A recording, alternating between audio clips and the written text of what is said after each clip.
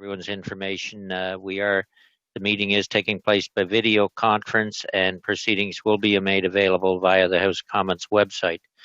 We'll now start our second panel of today, and I'd like to welcome Craig and Marc Kielburger, the founders of the We charity, and thank you both for agreeing to take the 4 hours.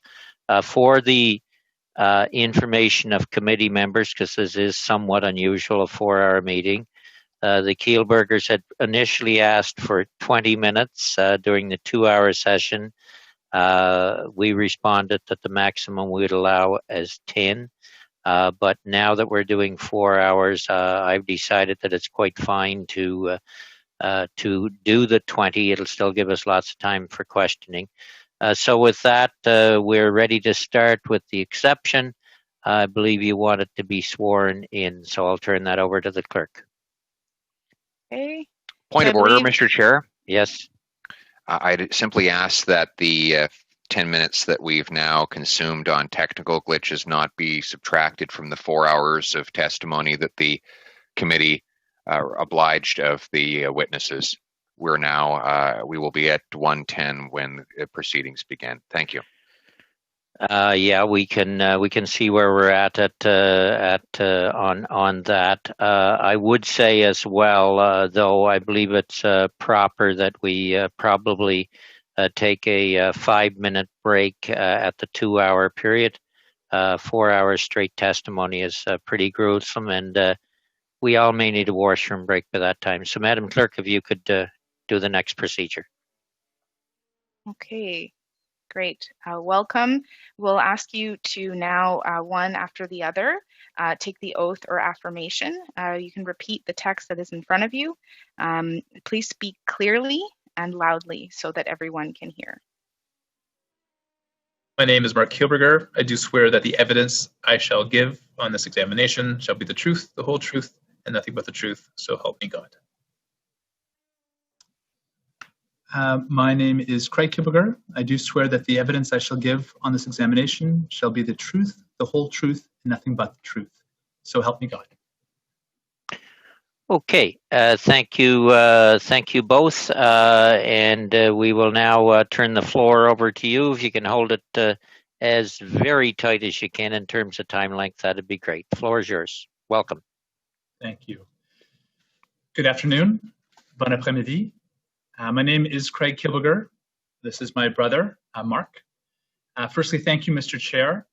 We will maintain within the 10 minutes, in fact, and our gratitude to the rest of the committee. We've been looking forward to this opportunity to speak with you here today. Au cours des dernières semaines, notre équipe a répondu à des milliers de questions des médias. Nous avons publié Just if I could interrupt from us for a minute, I'm not sure what system you're working on, but when you're speaking French, you had to be on the French channel at the bottom of Zoom there, and the English on the English channel. The booth can't pick you up in that remark. So you can start the French over again with that change if you could. Oui, pas de problème. Au cours des dernières semaines, notre équipe a répondu à des milliers de questions des médias. Nous avons publié des dizaines de documents en ligne, y compris une version annotée de l'accord de la contribution de la Bourse canadienne pour la bénévole étudiant et des informations sur les programmes, les opérations et les finances de l'Organisation unie. En cours de route, nous avons annoncé que des experts supplémentaires effectueront des analyses de nos systèmes dans le but de rationaliser notre structure organisationnelle, d'améliorer encore notre gouvernance et de concentrer nos efforts pour aider les enfants les plus vulnérables du monde entier. Point of order, Mr. Chair. Excuse me, gentlemen, point of order, Mr. Cooper. What's your point? Yes, thank you, Mr. Chair. And I just want to raise it at this point to a degree, but my point of order could impact upon or should either of the witnesses wish to rephrase or reframe any aspect of their presentation, that given the large number of organizations that the Kielburger family are affiliated or otherwise connected with, from now until the end of this meeting, when Conservative members make reference to we or your organization, unless otherwise stated, we are referencing in the broadest way possible any corporation, company, partnership, organization, association, entity, or other structure, including but not limited to We Charity Foundation of Canada, Me to We Social Enterprises, Me to We Foundation. I'm going to interrupt you, Mr. Cooper. I do not believe that's a point of order. I think it's a point of information. But I will remind you, we are meeting on the government spending We Charity and Canada Student Service Grant. That's what the motion we're dealing with as a committee on. The Kielburger brothers can take your comments as information. We'll go back to you, Mr. Kielburger. Go ahead. Thank you, Mr. Chair. 25 years ago, we started We Charity as teenagers because we believe that young people have much to offer through service. And we still hold this belief. There is a crisis in Canada's charitable sector. Over the past 30 years, Canada has seen steadily declining rates of civic engagement and reached a record low percentage of Canadians donating to charity. We Charity sought to reverse this trend by launching We Schools, active in 7,000 Canadian schools, to educate and inspire young people to learn about causes, volunteer for the first time in their lives, and fundraise to make an impact for thousands of charities across the country. Through We Day, over 1 million youth earned their free ticket through logging over 70 million hours of service. Youth joined us to build 1,500 schools and classrooms in developing countries around the world, educating over 200,000 kids in clean water and medical programs, reaching over 1 million beneficiaries. We launched Me to We Social Enterprise because traditional models of charity are too limited in Canada. Its purpose is to help end poverty overseas. We create empowering jobs and bring to market fair trade and socially conscious products, helping mostly women entrepreneurs. Although its purpose was never simply profit, since its founding in 2008, 100% of profits from Me to We Social Enterprise have been donated to We Charity or reinvested to grow the social mission. Every single penny. This model is called a social enterprise and is common in Europe, but in Canada, the Canadian Revenue Agency limits a charity's ability to operate a business model as a solution to solving social problems.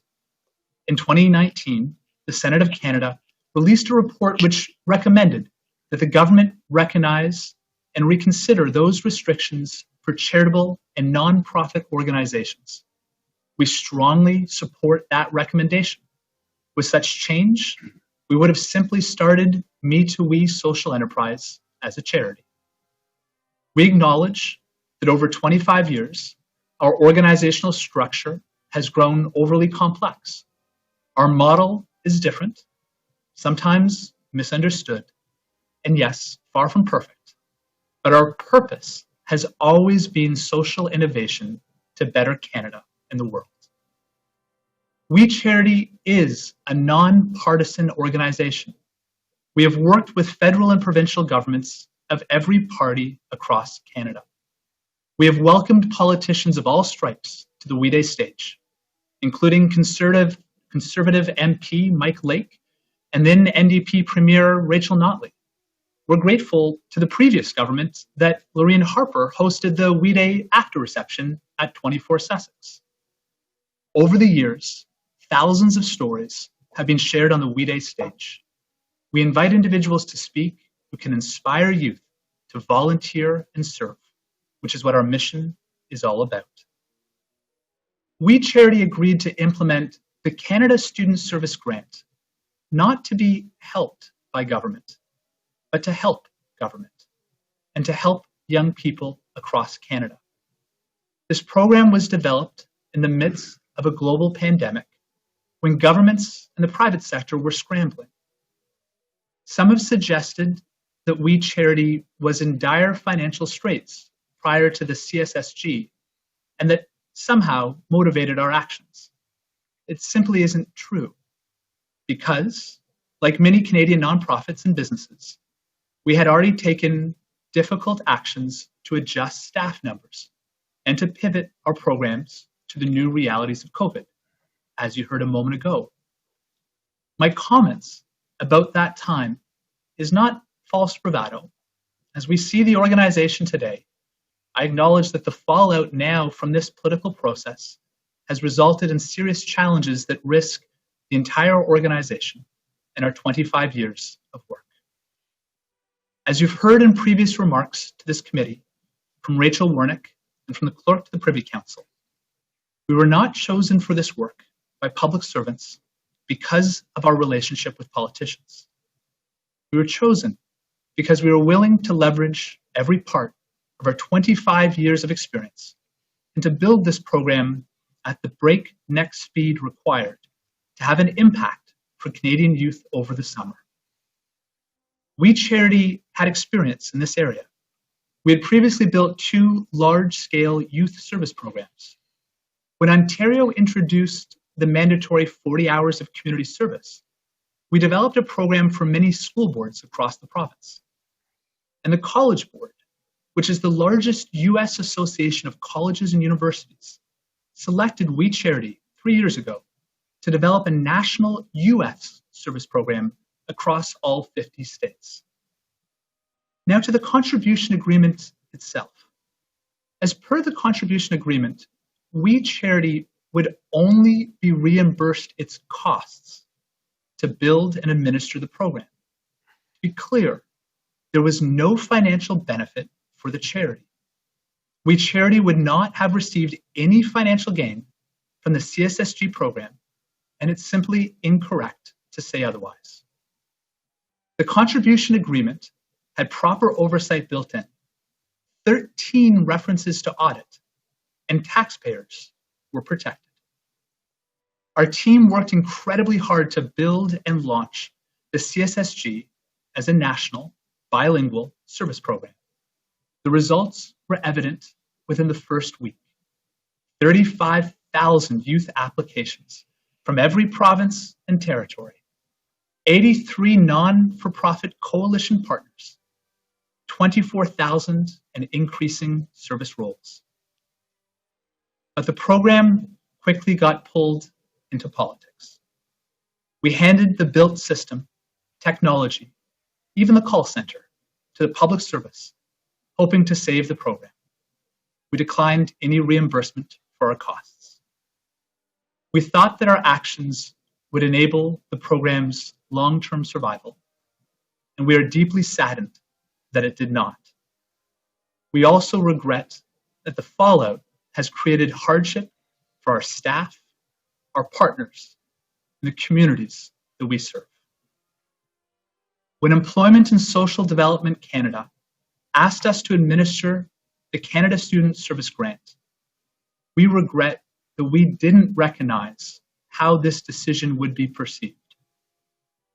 We would never have picked up the phone when the civil service called, asking us to help young Canadians get through the pandemic if we had known the consequences. The young people would not get the help they need now, and the 25 years of We Charity's programs helping millions of youth would be in jeopardy. We are most sorry for the students of Canada. We know that this pandemic has put so many in dire straits, unsure of whether they will be able to continue their education or even pay their rent. This committee heard yesterday about MPs' offices being flooded with emails and calls from students desperate for help. These students should be volunteering, serving their country, and receiving critical support for their education. We respect this process, and we are happy to participate. We hope that the people of Canada will have their questions answered about how the contract came about and what the value of money would have been. We also hope that as soon as it concludes, all of us, nonprofits, government, and all Canadians, can get back to helping the students of Canada get the support they need to get through this time of national crisis. Mr. Chair, thank you for the opportunity to share the words. We appreciate that. We are ready for your questions. Okay, thank you both. The first round of questions on the 6-minute round, we will start with Mr. Poilievre, Ms. Zerowitz, Mr. Fortin, and Mr. Angus. Mr. Poilievre, the floor is yours. Marc, you are caught on tape describing an April 23rd call with the Prime Minister's office. You quote the office telling you the following: "You know that announcement we just made? Would you be interested in helping us implement it?" You now deny that call. Was it a figment of your imagination? Mr. Poilievre, the call that you're speaking about was to a group of potential nonprofit partners. We were very excited about the prospect of the program. I got a little bit ahead of myself. I didn't have the full details. I misspoke. As soon as I realized I misspoke and that was brought to my attention, I apologize, and I do apologize again. So the Prime Minister's office never called you, and you never called the Prime Minister's office on April the 23rd? Sir, that is very much correct. The Prime Minister's office never did call us. Craig has the details. He was the one that was having the conversations. I got it. Sir, with the Prime Minister's that's office. all I needed to know. Just we will let the witness answer the question. Go ahead, Marc. Yeah. Mr. Chair, thank you. Just because we are together for I believe, a relatively unprecedented 4 hours together, we just want to make sure that we can provide as much context as possible so the answers to the questions can be provided with full context. Craig has the most specific details, sir, to those conversations because he was the one that was leading up. Thank you. All right, so you just imagined a call on a specific date with specific words spoken that you recounted words that were spoken for a date of a call that just didn't happen. So what I shared was again incorrect. I shared that we had an opportunity to share this message. I was very excited. Craig again had the details, and part of today is going through all those details with you in a very specific manner. And again, I apologize. I was just very excited about the program. Got it. Yeah, the National Post obtained a memo in which, Marc, you said, and I quote, "I'm thrilled to share that we have been invited by the Prime Minister and Canadian Heritage to host a unique We Day event in Ottawa on Canada Day weekend 2017. So the Justin Trudeau personally called you, or was it Craig that got the call from Justin Trudeau? Hi, sir. I'm happy to speak to that question. It was in regards to the fact that the Prime Minister had announced $200 million in funding supporting organizations across Canada for national celebrations on Canada 150. Right. Heritage was the group that we engaged with. We submitted a formal proposal through Heritage. Right. And that wasn't the question. That wasn't the question. The question was, did the Prime Minister personally call? Because that's the wording of the statement was that you were thrilled that we have been invited by the Prime Minister. So and another imaginary interaction with the Prime Minister's office or with the Prime Minister himself. Sir, if I may respond to your question, I can say with certainty that neither Marc nor I have ever in 25 years received a phone call from the Prime Minister on this any topic. In fact, when people that's clear. We will, Mr. Poilievre, we are going to allow the witnesses. They're here for 4 hours. Yeah. We will allow them to answer in relatively equal time. Go ahead, Mr. Craig. I think that people, we understand the politically sensitive nature of the moment. Yeah. But typically when people say that Heritage Canada, the Prime Minister, in the midst of a moment on Canada's 150th anniversary, has invited you to engage. It was in relation to the fact that the Prime Minister. Okay, Craig, did you speak to anyone in the PMO? Did you speak to anyone in the PMO on April the 23rd? Mr. Chair. Did you speak to anyone in the PMO on April the 23rd? We're happy to be here for 4 hours. Great. Answer the question then.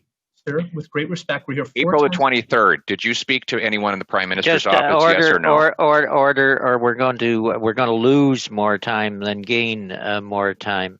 The question has been asked, Mr. Kielburger. If you could answer it, and I'll not take this time away from you, Pierre, but there is a little bit of trouble with your mic somehow, fellas. It's I don't know whether you had to speak slower or what, but it's coming through a little jumpy. So if you could answer Mr. Poilievre's question. I'd be happy to answer any question with the appropriate time. Would you repeat your question, please? Yes, I'll repeat it for the 5th time. Did you speak to anyone in the PMO on April 23rd? Yes or no? No, I did not. Thank you very much. Did Margaret Trudeau get paid for her presentation at the July 2nd, 2017 Canada 150 event? So, yes sir, no? We've checked our records. We have no record of payment for her for that event. And just to further elaborate, thank you. You were very clear, and I appreciate the answer. Did Sasha, Margaret, or Sophie Trudeau ever get paid to speak at a We Day event? Gentlemen? Sasha, Margaret, or Sophie Trudeau ever paid? Yes. In fact, can I take a moment to speak to this? So we appreciate that you did answer the question. I appreciate the answer. No, we will allow them time to answer.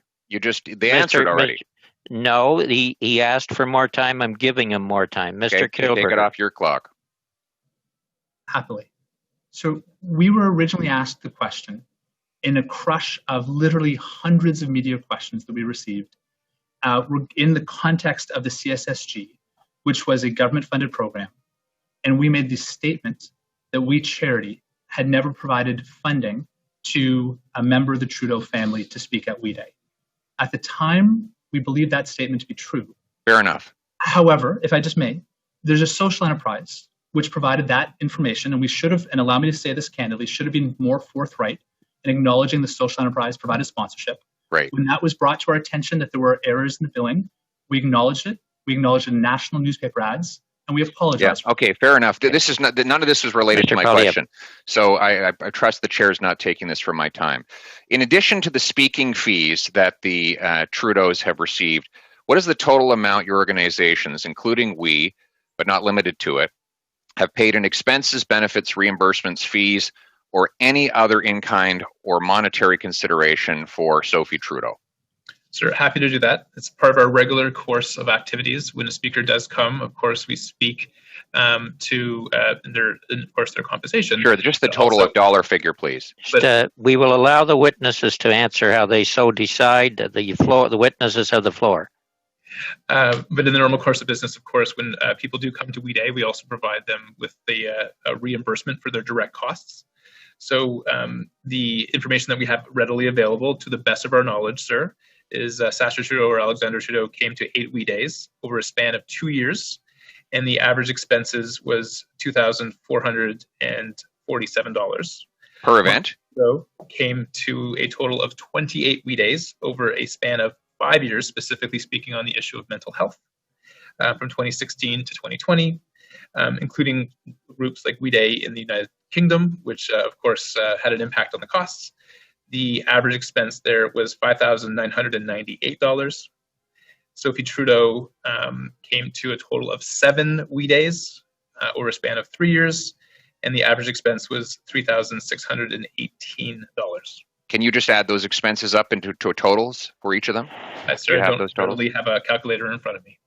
Well, to average them, you must have had the total. You need to divide it, the numerator by, you needed a numerator to divide it by a denominator. We'll not get into numbers on the fly. Oh, of course not, Wayne. I'm sure you don't want to. We'll not get into, we will ask to provide the totals when they can, shortly after the meeting if necessary. What is the total? Last question. What is the total amount that your organizations, including we, but not limited to it, have paid in expenses, benefits, reimbursements, fees, or any other consideration in kind or monetary for the all of the Trudeau family members. So we'd be happy to provide that to you, as the chair asked right after the conversation. No problem at all. Okay, thank you. And I'm going to ask you, fellas, to bring your mic a little closer. Again, the interpreters are still having some difficulty. We will now turn to Ms. Zerowitz, followed by Mr. Fortin. Julie. Thank you so much, Mr. Chair, and I want to thank our two presenters today. Thank you for your presentation. Thank you for making yourself available for 4 hours, which is highly unusual, so thank you for that. And I also want to say thank you for the tremendous positive impact that We Charity has had on engaging youth, not only across our country, but around the world, and for all the amazing work that We Charity has done to reduce poverty. So thanks for all of that. There's a lot of misinformation and false narratives that are being thrown around. And so I'm going to try to get to some facts, because I think Canadians who are listening need to get to those facts. The first thing is we're hearing a lot of $1 billion contract, and it gives the impression that We is getting $1 billion, and that was what the agreement with the government was. Indeed, can you confirm that it was actually a 543 million, plus $1 million contract. So it was around $543 million contract contribution agreement with the government to deliver the Canada Student Service Grant, with up to $43.5 million going to We and up to $500 million going to students. Can you confirm that? Yes, we can confirm that. I'd like to both provide a little bit of context. This is an incredibly helpful piece of context that has been unfortunately misshared. Number one, the first time we heard about the $912 million was when it was announced. We had never been privy to that information before. Secondly, is that the contract is up to, as you said very correctly, the $543 million. Number three, the up to is relevant both to the young people who'd be participating in terms of their volunteer service hours, and also relevant to the organization. This was a contribution agreement based on eligible expenses or eligible expenditures. The organization did not stand to financially benefit from this. It was basically a amount of money we received. Anything we received, we'd have to use for the program, or otherwise be returned to the government. The other conception here is that it really was up to the $500 million for young people to do service. Based on our modeling, the average young person may have done 100 hours, 200 hours, maximum 300 hours of service. Very few would have received the 500 hours of $5,000. So the true cost of this program would have been in the range, likely, of $200 to $300 million. And just very quickly, because I have a few more questions, so and very little time. So the way it was set up, the contribution agreement, We Charity was not going to benefit from it. It was only to administer the program. That is correct. Then my next question is how much money was actually sent to We, and can you confirm that all those dollars will be coming back? Yeah, so a total of $30 million was sent to We based on the ESDC process. As soon as this program was put into a political nature, we immediately decided that we would not be taking any of those funds. That was a decision that the organization made. We'd be losing approximately $5 million in this process. It's a very painful, difficult decision, but we felt under the circumstances it was the right thing to do. And yes, all the dollars have or will been sent back. That's a process that's been underway this week. Thank you. I appreciate that. The other question I have is, you're hearing from the opposition that it was as though the Prime Minister or a minister called We and said, hey, do you want to do this sort of volunteer program?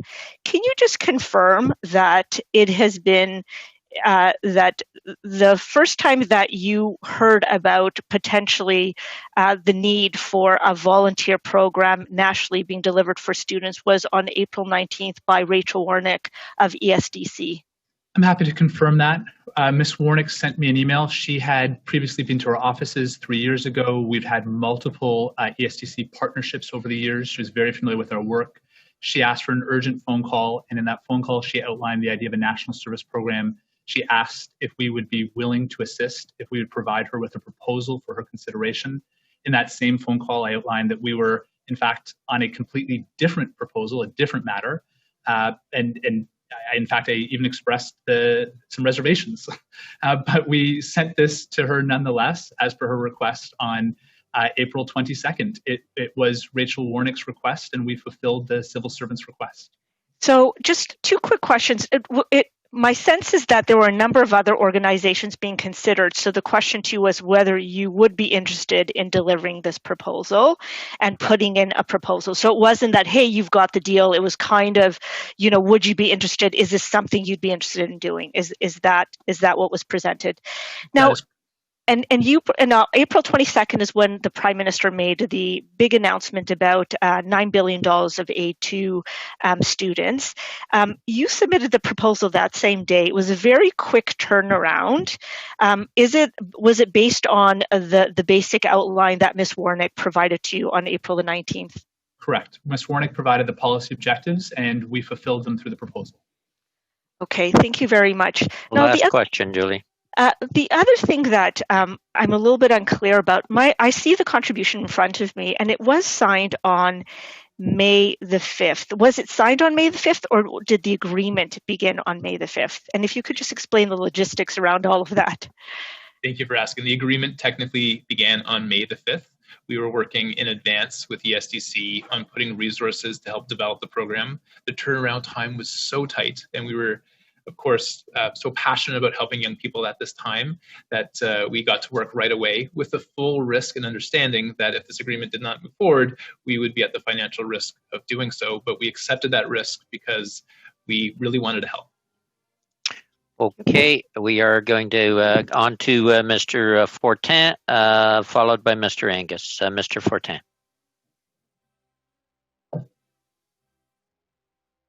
Your mute is on, Rial. Yeah. You're muted. Oui. Ah, bon, OK.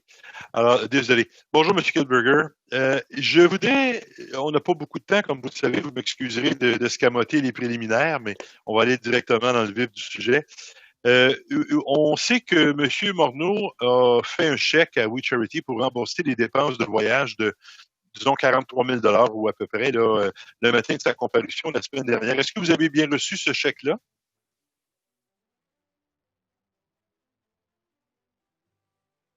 Yes, we did, and if I may clarify that was a check written to a greater amount than the cost of his trip, but he based it on what one could conceivably have on a trip like that have cost. So I just want to correct a little bit of the public record on that. We Charity did not spend that to host him, but we did receive the check of that value, yes.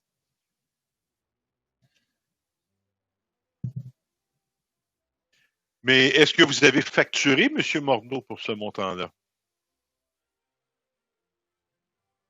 We did bill Mr. Morneau when his office approached us very recently to seek clarification on what the cost of the trip would have been.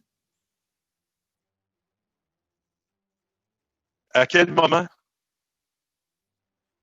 The day prior to his testimony. La date, est-ce que vous avez la date? Mr. Chair, if you could simply let us know the date of his testimony, or the clerk could, we could then just go back by one date, please. Okay, donc, vous avez facturé la journée où il est venu témoigner? The day prior, sir.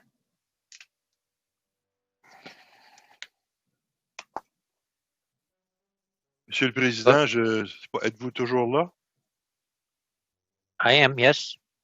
I'm looking for the date, but go ahead, Mr. Fortin.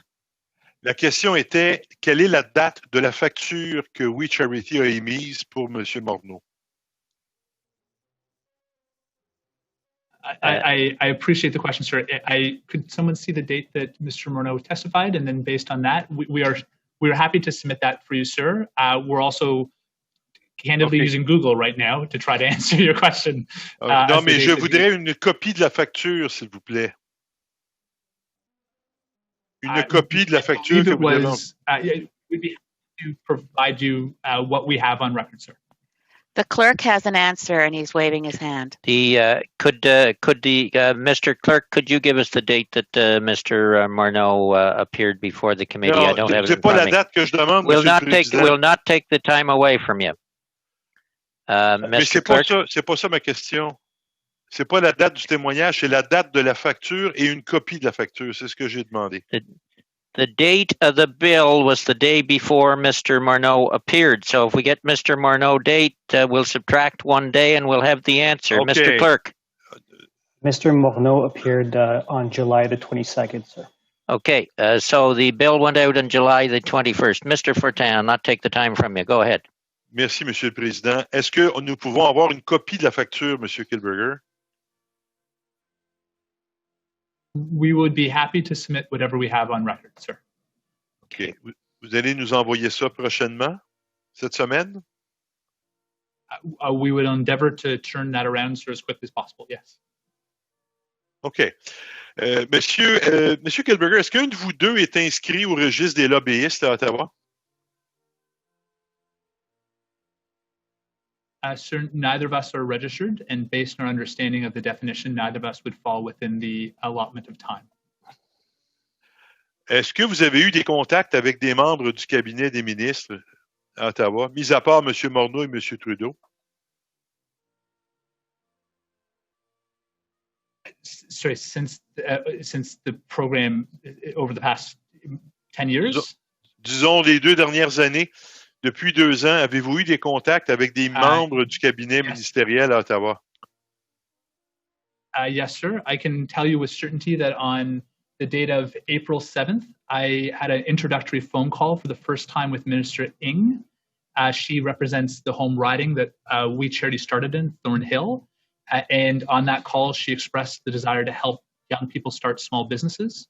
We had a proposal, and I submitted the proposal to her 2 days later on that topic, sir. Non, juste peut-être, Monsieur Kielburger, je m'excuse, c'est intéressant, mais ça risque de dépasser mon 5 minutes. Je veux juste savoir les noms des ministres avec qui vous avez eu des discussions au cours des 2 dernières années. We will get that for you, sir. I can say with certainty, since January, we have had conversations with Minister Ng, Minister Chager, and Minister Morneau. Prior to that point, I would have to do a more extensive search. Et à chaque fois, c'était en rapport avec des programmes de subvention du gouvernement du Canada? The conversation with Minister Ng was an introductory conversation. There was not the expectation of a grant. With Minister Chager, the first conversation, actually, in fact, none of those conversations were in relation initially to grants. Est-ce que c'est possible de nous fournir une liste des ministres avec qui vous avez eu des discussions tous les deux au cours des 2 dernières années en nous indiquant la date de la conversation et le sujet de la conversation? Est-ce que c'est possible? It is, sir. We'd be happy to provide that to you. Last question, Mr. Fortin.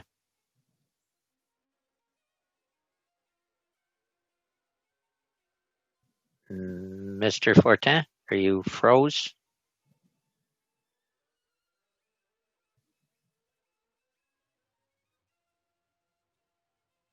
Must be a technical. There you go. Last question, Mr. Fortin. Your line froze on us. Monsieur le Président, j'ai posé une question, mais mon écran a gelé. Je ne sais pas si vous avez entendu ma question. Non. No, go ahead. Et mon écran me dit que c'est instable. Alors, bon, je demandais, est-ce que vous avez, M. Kielburger, quel est le réseau de We Charity au Québec? Est-ce que vous avez des succursales, des bureaux d'affaires, des contacts représentants ou autres au Québec? Mr. Fortin, we'll come back to you a little later. The conversation is breaking up and can't be translated. We'll go to, are we going to Mr. Angus or Mr. Julian? Mr. Angus, I believe? Okay, thank you so much. Mr. Angus, 6 Thank minutes. you, Mr. Chair. Thank you, gentlemen, for participating today. The question that interests us is the question of accountability, because it is a huge amount of money that was given to your organization, and Canadians are asking questions. So when we hear from the board of your chair that she was denied access to financial records, that she was denied access to your chief financial officer. And when she pushed for those answers, Marc, you hung up on her. Is that how you guys do business when you're challenged? Sir, we are grateful for the. Sorry, Marc. Marc hung up on her. I'm asking about Marc. Marc, she said Marc hung up on her. Sure. Okay. Well, I'll follow you. Sir, we're grateful for the 14 years of Michelle. We have great respect for her. The time of the pandemic was extremely challenging for many Canadians. Lots of Canadian businesses. But you hung up on her about financial. Sir, I don't feel that's a proper characterization of the series of events. We were providing nearly daily briefings to members of the board under the circumstances. We had to make very quick decisions, as many Canadian organizations and nonprofits Okay, had. I get that. Thank you. So now, Craig, you called next. I would like to Craig, finish, you called and Mr. Chair, demanded that she resign. So, Craig, is that like you didn't like the fact that she was asking for financials, and then you say you want her gone, and then you clear the board? I mean, if we don't have that kind of accountability mechanisms within your organization, it raises red flags. All right, we'll give Craig, who's going to answer, time. Go ahead, Mr. Kielburger. There are two things that are being brought together here. One is a process that started in the fall of 2019 for board renewal. Names were identified, conversations took part with board That's not members. the question. The question is that you demanded she resign. You kicked Charlie, her out. if we got Mr. Angus, if we could, we'll see where this goes, but we will allow an answer, and then we can go to a supplementary. Mr. Kielburger. A well-planned, well-executed process took place. Sorry, well-planned. I will acknowledge not executed as well as we had hoped. Process took place starting in fall 2019, looking at board renewal as we approached 25 years as an organization. And a number of board members were at the end. Sir, I'm seeking to. I know, but she said that you wanted her to be extended, and then after Marc hung up on her, you demanded she resign. So let's not talk about a well-ordered plan. I'm asking about accountability here. This is the issue. It's accountability. Things will go a lot smoother if we allow an answer in detail, and we'll all save time. Mr. Kielburger. Thank you. So fall of 2019, this starts. Names were identified for new board members. Process underway. During that process, something none of us could have imagined, a global pandemic took place. There were a total of near daily briefings, 14 to be precise, with various board members took place, a full board meeting, and from when the request for staffing list was acknowledged, 9 days was provided to the board, and for full financial modeling, 11 days. Okay, thank you very much for that. By context, thank sir, you. Mr. Easterwheel, let me continue my time's well, no, I'm going to look. I'm not going to run the questions, Mr. Chair, but I'm down to less than half my time now. I need to move on. I am not going to take time away from you, but I want to give the witnesses an opportunity for a thorough answer. We got 4 hours with these witnesses. We should be able to allow them the full answers. If it was politicians, then we'd get into the 4 second, but it's not. So complete your answer if you can in less than 15 seconds, Mr. Kielburger. Suffice to say, we respect Michelle's decision on the matter. We believe that the other board members, in fact, Michelle had one date that she transitioned. By the way, we asked her 3 months later to transition. She chose to do so immediately. We respect that. The other board members went through a different process. The board today has 8 highly qualified individuals. We'll go back to Mr. Angus. Mr. Angus. Thank you. Okay, so what we heard is that she was asking financial details. Marc got angry, hung up. You called her. You said you wanted her gone. We'll allow the question if we could, guys. Mr. Angus. So then, what we find out, because the Liberals keep telling us about the great work of We Charity, and I don't doubt that, but We Charity isn't handling this money. It's the We Foundation, which she raised questions about. So you move this money into what is essentially a real estate holding company with no oversight. Don't you figure that Canadians are going to have red flags about, like, I've never heard of a real estate holding company getting upwards of $500 million of taxpayers' money to deliver a program? Sir, thank you for the question. It was not a real estate holding company. Global News provided that information incorrectly, and we have sought to have that information changed multiple times. If you go back to the source data of the Global News report, they have changed it in the body, but they have not changed it in the title of the headline.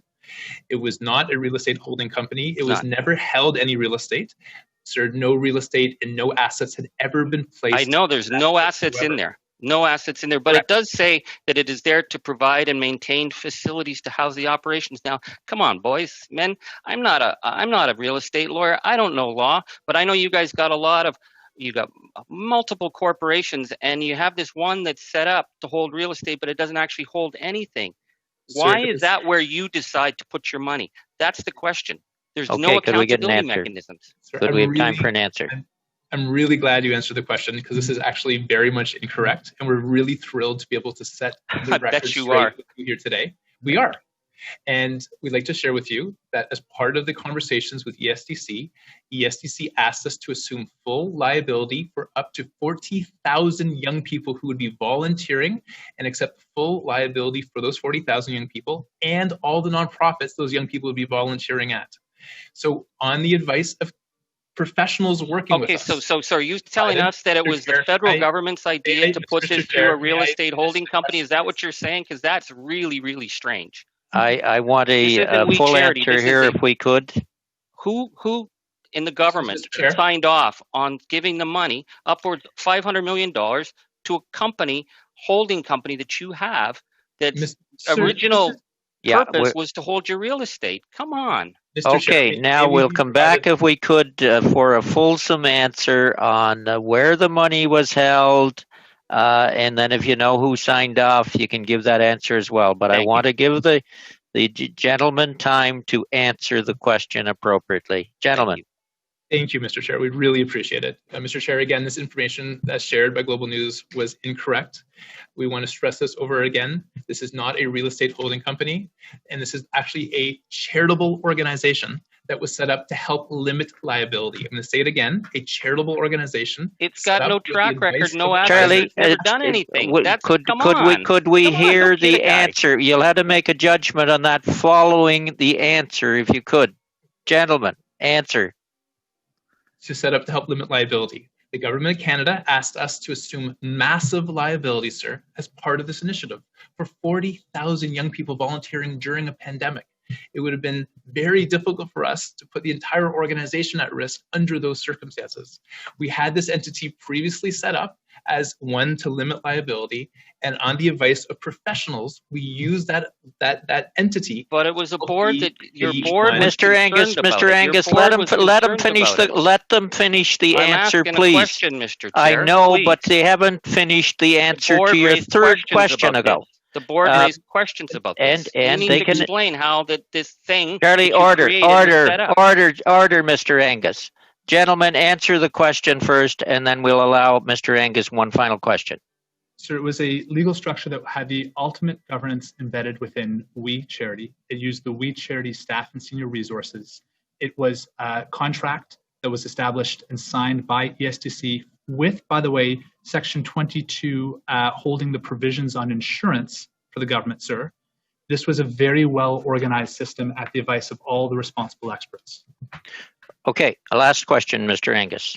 We're well over time. What's really concerning here is your board chair that you demanded she resign had raised questions about why you had a shell company that was there to limit liability, and lo and behold, it just became the perfect avenue. Now, I mean, again, I don't hold a bunch of numbered companies. I mean, if I would have thought like you were just a charity, sure. But no, it's set up to limit your liability. It was originally set up for real estate, and then you changed it. So it just, don't you get that this looks kind of dodgy to the average Canadian who's saying, whoa, did we give these guys $500 and some million and we put it into that? Like, what is this? Sir, final question, final answer this round. Go ahead. Sir, the information you're sharing is fundamentally incorrect. We're seeking to be able to share with you the proper information. But I'm looking at the form. Mr. Angus, it's not Mr. incorrect. Angus, come on. It's not incorrect. Mr. Angus. Sir. The purpose here was to help limit liability. There was multitudes of purposes for this entity. The primary purpose was to limit. That's real estate. Mr. Chair, can we finish? Was to limit liability. It was formally recognized in June for the very purpose. As we created this partnership with the government, it was amended in its structure. Amended, yes, it was amended. You're correct. Mr. Angus, it's not a company, sir, a nonprofit with the proper structure in place of ultimate governance, with the staff of We Charity. So quite literally, this is an appropriate. Your board was your employees. Mr. Angus. That's not governance. Mr. Angus, come on. With respect, governance. Yeah, actually, with respect, sir, you're incorrect in the statement. how the structure of governance was established. It was such that we charity board of directors were the members. They had the ultimate authority through the legal governance and structure in place.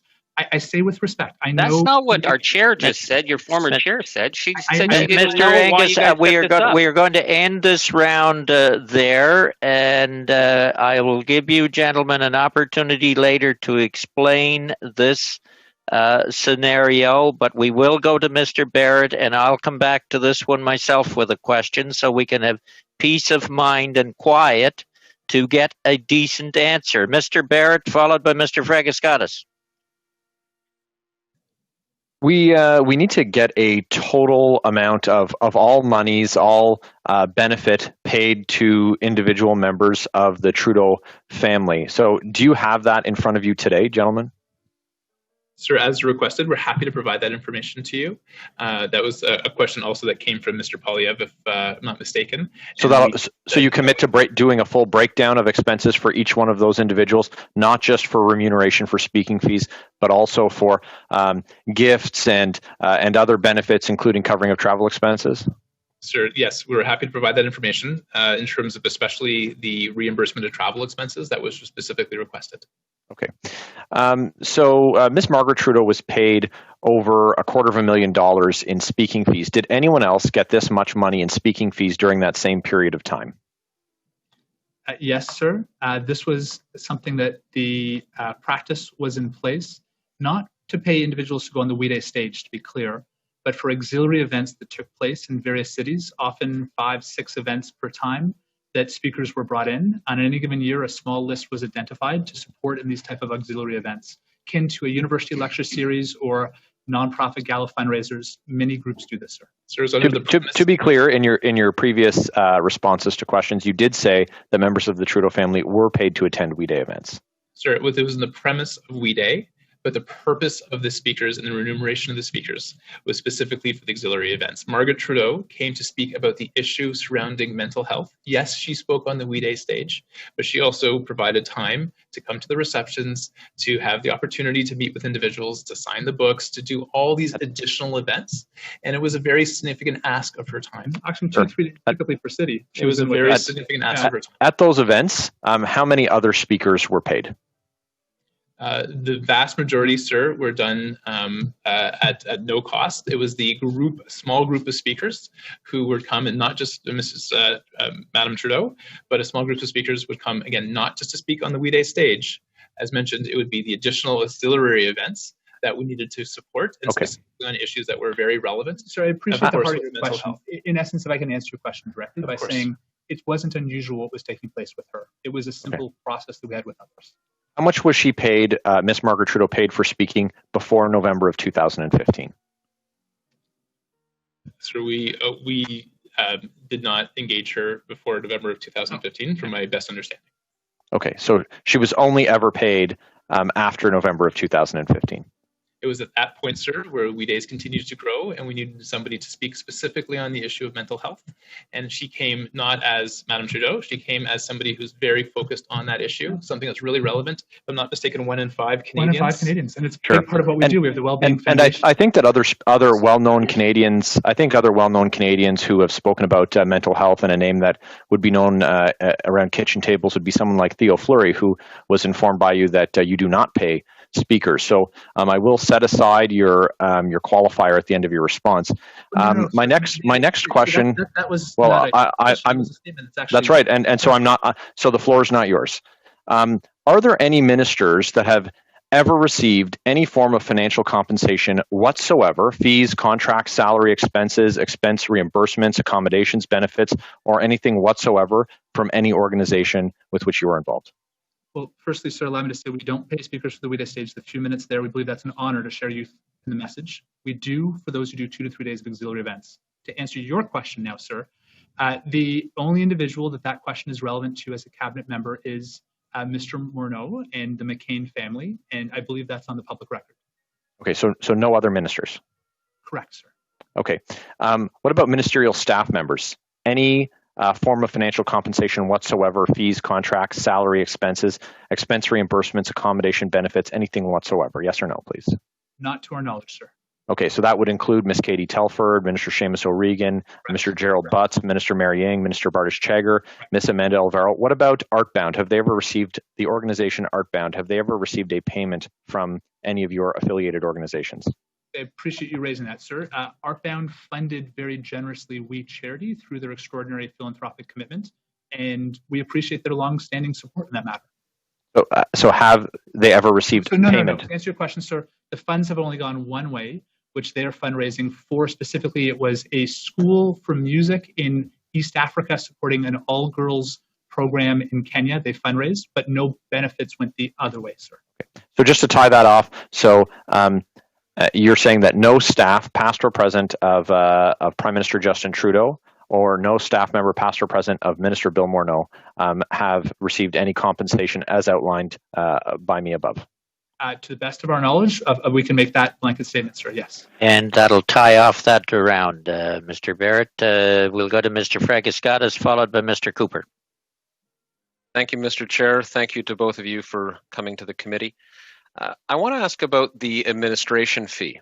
How much would it have been had we administered the Canada Student Service Grant? And for what purposes? When we say administration fee, I'm not sure that many, if not most, Canadians understand what is meant by that. So I appreciate you asking that question. If I can start by clarifying, in fact, it actually wasn't an administration fee, it was a program implementation fee. What I mean by that is often in the charitable world, when people think of MIN, they think back office or fundraising. The costs here were simply directly for reimbursement on the delivery of the program. So to answer your question precisely, for the first 20,000 students, We Charity has provided $14.5 million for all-inclusive aspects. It could have gone up to 34.78. What was included in those aspects? For example, technology grants for students who needed access in rural areas, translation of resources for special needs students, coaching and support, the direct supervision of up to 20,000 students to support nonprofits that couldn't otherwise mentor and support those students, working with nonprofits to help translate their ideas to be COVID safe and friendly, launching the web support, call center support, insurance support, payment, T4 form follow-up 6 months later. In short, this was a massive program launched during a pandemic to support up to 100,000 young people with a very high-touch program because the emphasis was on students of greatest need. We were to target particularly Indigenous and students in rural parts of Canada. Okay, we do need to go back to Mr. Fragaskatis. Thank you, Chair, and thank you for that answer. I'm still left confused on a few things, though, Mr. Kielburger. Namely, the complex organizational structure. So you have we, and under we, there's under that umbrella, there's a number of entities, and I'll just list these. Well, I can say it at the time, sir. You already did before. I'm happy to speak to the question. Sure. Yes. It's a partial list. So we have We Charity US, We Charity UK, Me to We Foundation based in the US, Me to We Foundation in Canada, We Charity Foundation, Wellbeing Foundation of Canada, Wellbeing Foundation of America, Inc., We 365 LP, We 365 Holdings, Inc., We 365 GP, Inc., Imagine One Day International Organization, and there's Me to We Social Enterprises. So could you explain what this structure is all about? Because I think people look at this and have, justifiably so, some questions about, okay, it's a charity on the one hand, but why is there this labyrinth that exists under it? What is that all about? Yeah, we'd be happy to. I appreciate the question, sir. Thank you. So fundamentally, there are two overarching structures, We Charity and Me to We Social Enterprises. And as I mentioned in my opening remarks, as per the CRA and the Income Tax Act, Section 149 to be precise, charities cannot operate like businesses to solve social issues. They cannot literally operate a business structure. It's because of this unfortunate reality of the CRA structure in Canada that things like Grameen Bank, an extraordinary social enterprise that won the Nobel Peace Prize for microcredit, lifting people out of poverty, frankly never could have been created in Canada. Social enterprise is a growing and powerful force to better the world. So we had to engage the best lawyers and accountants and systems to build what was a labyrinth to adhere to the proper Canadian laws and regulations. And it's a shame because we get called by so many people who who are giving us, who are seeking how they can do it themselves in this way. So Mr. these Kielburger, fundamental structures exist to fulfill the social mission and mandate. Each country you listed adheres to their respective country laws. Canada's has their own incorporation. US, UK. In fact, other countries in the developing world have their own incorporation. But fundamentally, it is We Charity and Me to We Social Enterprises. Okay, back to Mr. Fragiskatis. Go ahead. Thank you very much, Mr. Kielburger. So are you then saying that this complex structure was absolutely necessary to the functioning of the charity? And if you are saying that, are you also saying that that other charity organizations in this country are forced to organize themselves in that way? I suppose the question is, how unique of a structure is this? Is this something that we see with the majority of charities in Canada, or is we one of only a few that operate in this way? Because I'll tell you, and admittedly, I don't have a background in the organizing of charities and all of the complexities surrounding that, but it comes off as a bit strange. Could you again tell us, was this kind of a structure absolutely vital, and is it the case that most charities adopt it? That'll be the final question in that round, Mr. Kielburger. If I may answer your question by saying, in Canada, to do what we seek to do, this is the legal way to adhere to the CRA rules. I wish it was different, and I hope that they streamline it in Canada. Nonetheless, just 2 quick points. Number one, you listed entities around the world because legally we have to incorporate in each country we operate. And number 2, allow me to add, we've actually engaged Korn Ferry, who is a global expert on organizational structure and design, because frankly, over 25 years of creating entities and creating organizations, we probably can find a streamlined system to do this. We acknowledge that. It has to be streamlined. So they'll be stepping in to help us in that manner. But what we do here is not unusual in our system of social enterprise, but we know social enterprise is unusual. Thank you all. Mr. Cooper, 5 minutes will be followed by Mr. Fraser. Mr. Cooper. Thank you, Mr. Chair, and thank you, Mark and Craig, for being here and for your testimony.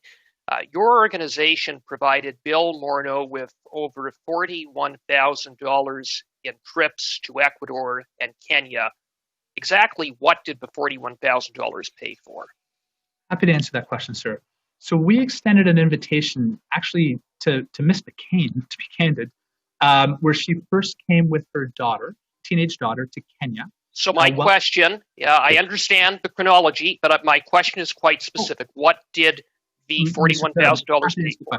And I believe that's the answer they're getting to, Mr. Cooper. Let's allow time for answers. I don't need background. It'll be I know the trips. I just need to know what the $41,000 represents. Understood. So to answer your question, so specifically the first set of expenses was for Miss McCain and daughter to travel to, or they were already in Kenya. They were looking at other charities they'd already funded.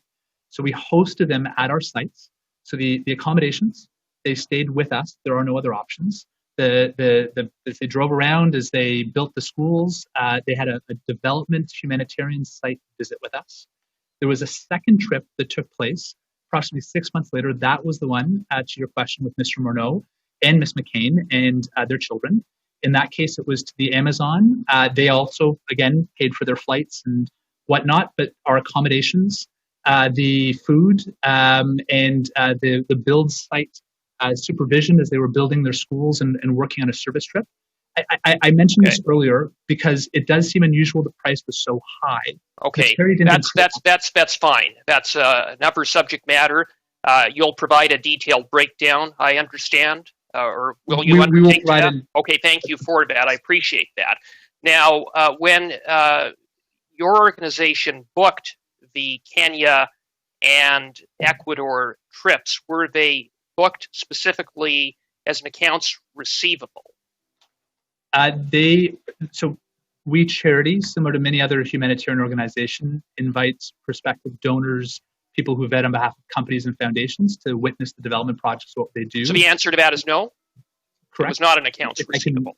It was a complimentary trip, right? That's what your statement said. Is that correct? Sir, if I can just finish the statement. So it is to host individuals who have an interest to witness our development work on the ground. And to answer your question, it was seen in our mind as a complimentary hosting, given they were already in the country in Kenya and were coming in to simply stay with us. and in Ecuador to look at this from a development lens. Thank you. So back to Mr. Gilbert. no accounts receivable. So did you hide to Mr. Morneau the fact that the trip would be complimentary? The arrangements for the trip were entirely done through an invitation to Ms. McCain and entirely arranged with her and her team. So I don't know whether there was any clarity or conversations that followed.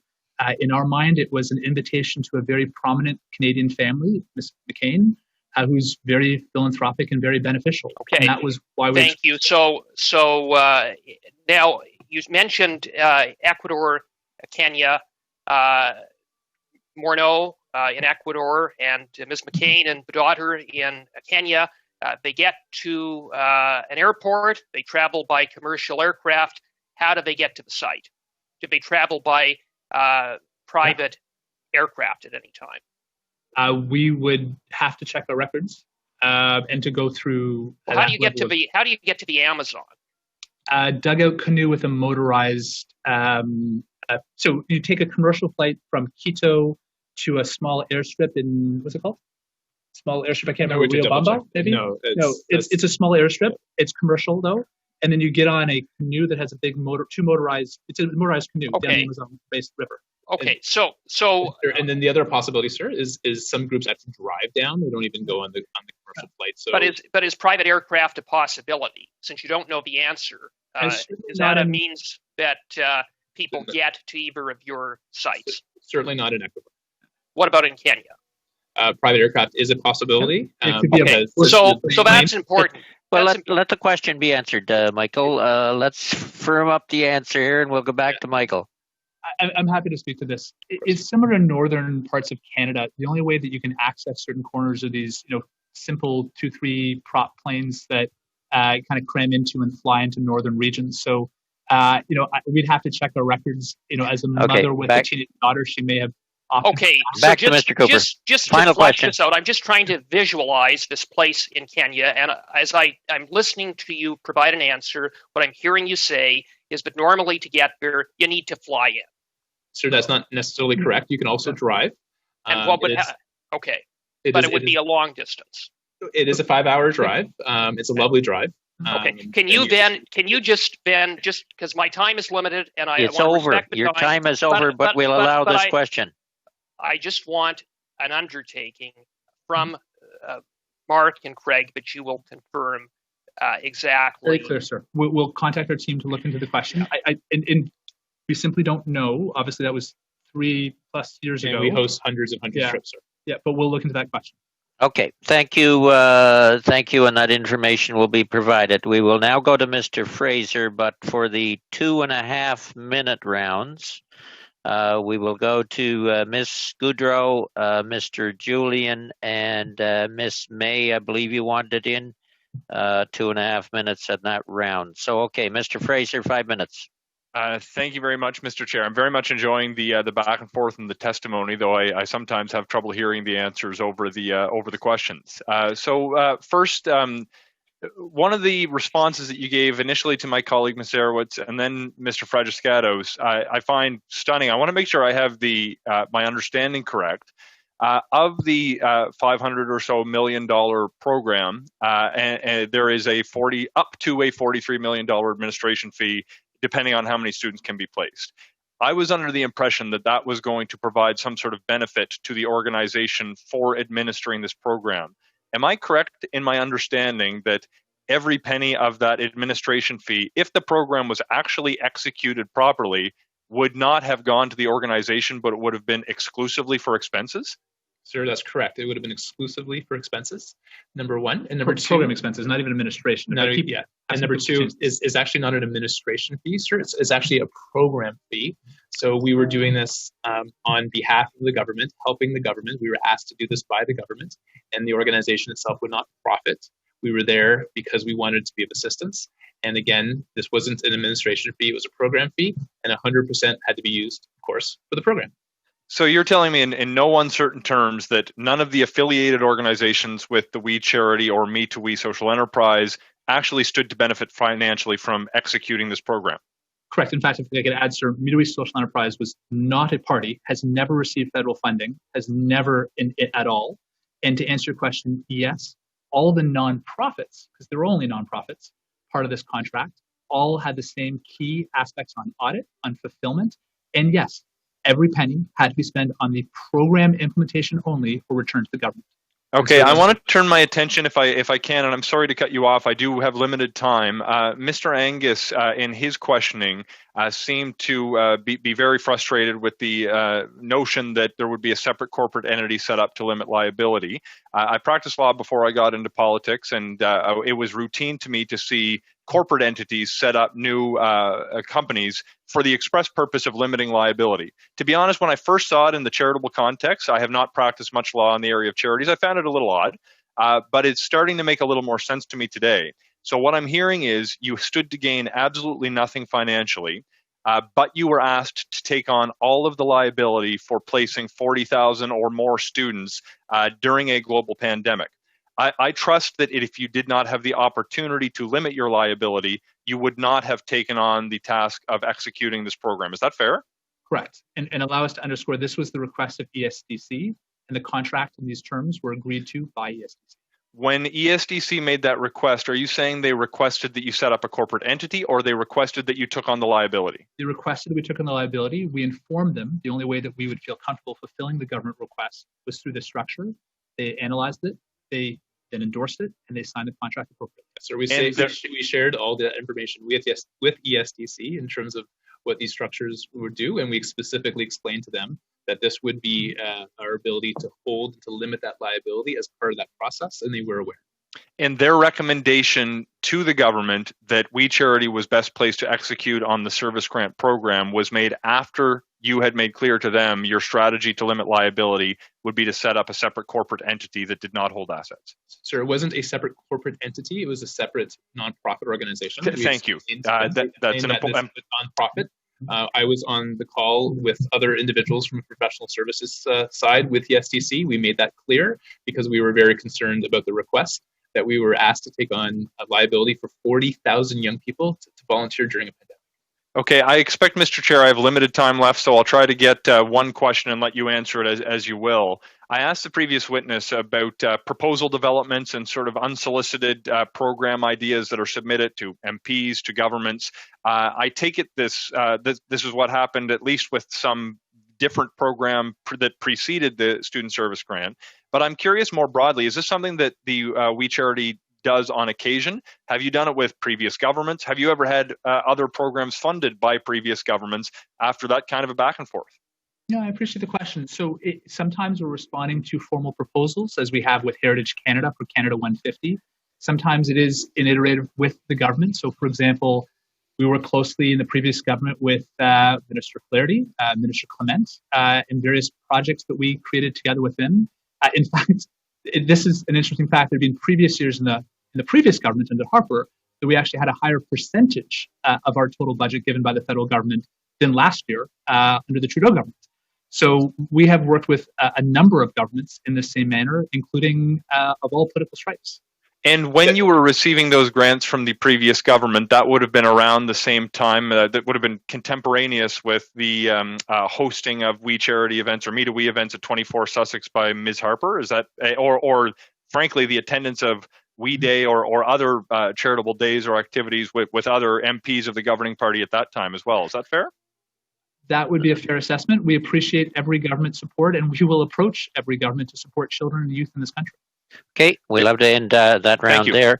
I believe we're going to Ms. Goodrow, who will be followed by Mr. Angus now, I believe, and then Ms. May. Ms. Goodrow, 2.5 minutes. Bonjour, messieurs. Oui, vous m'entendez bien? Yep. Je vous remercie, messieurs, de ce long temps où on peut profiter, en fait, de faire la lumière au nom de tous nos concitoyens. J'ai quelques questions en rafale, 2 minutes 30. C'est simple. Ma première question, est-ce que vous disposez d'un expert des relations gouvernementales dans votre organisation? We don't find the need for a full-time person for such a role. So we do have a person whose title is Government and Stakeholder Relations. and so she splits her time between multiple stakeholder groups, including government. Puis-je avoir son nom? Sofia Marquez. Excellent. Est-ce que vous savez s'il est inscrit au registre des lobbyistes? No, given her previous work, her and multitude of stakeholders she engages, she is not on a formal registry. D'accord. Donc, je connais bien la structure des organisations à but non lucratif. Alors, ma question, est-il possible d'avoir accès aux règlements généraux de We Charity? I understand the question. Yes. Could you clarify in terms of the general rules, please?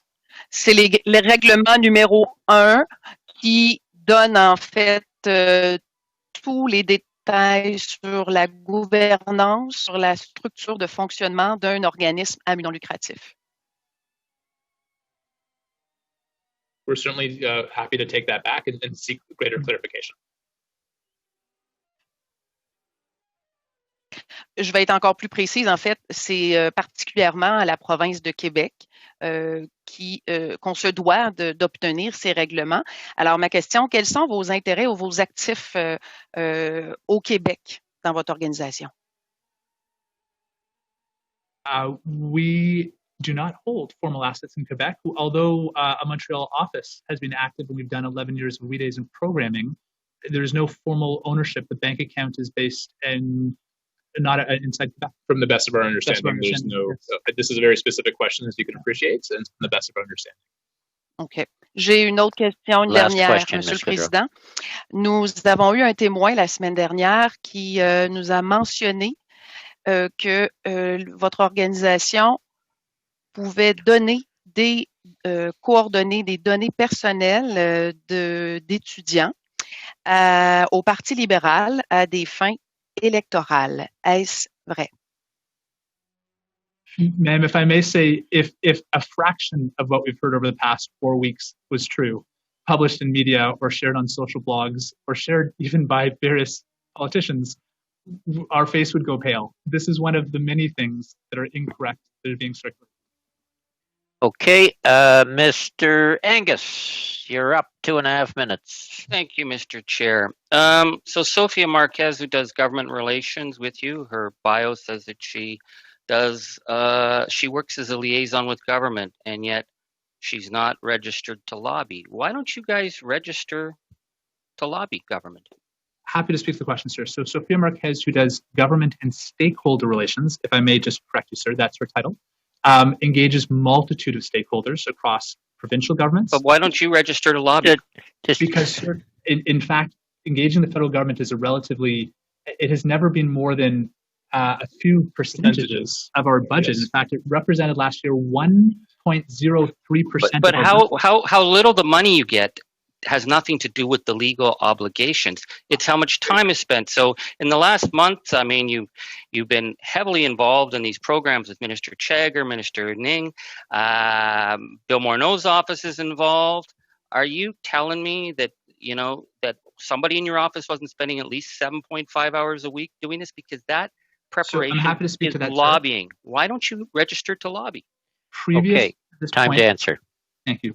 Previous to this point, and if I may clarify this point, the government came to us to ask for assistance on a program. Previous to this point, this was highly unusual for us to be spending any significant amount of time with the federal government on these type of proposals. But you're getting a lot of money from them.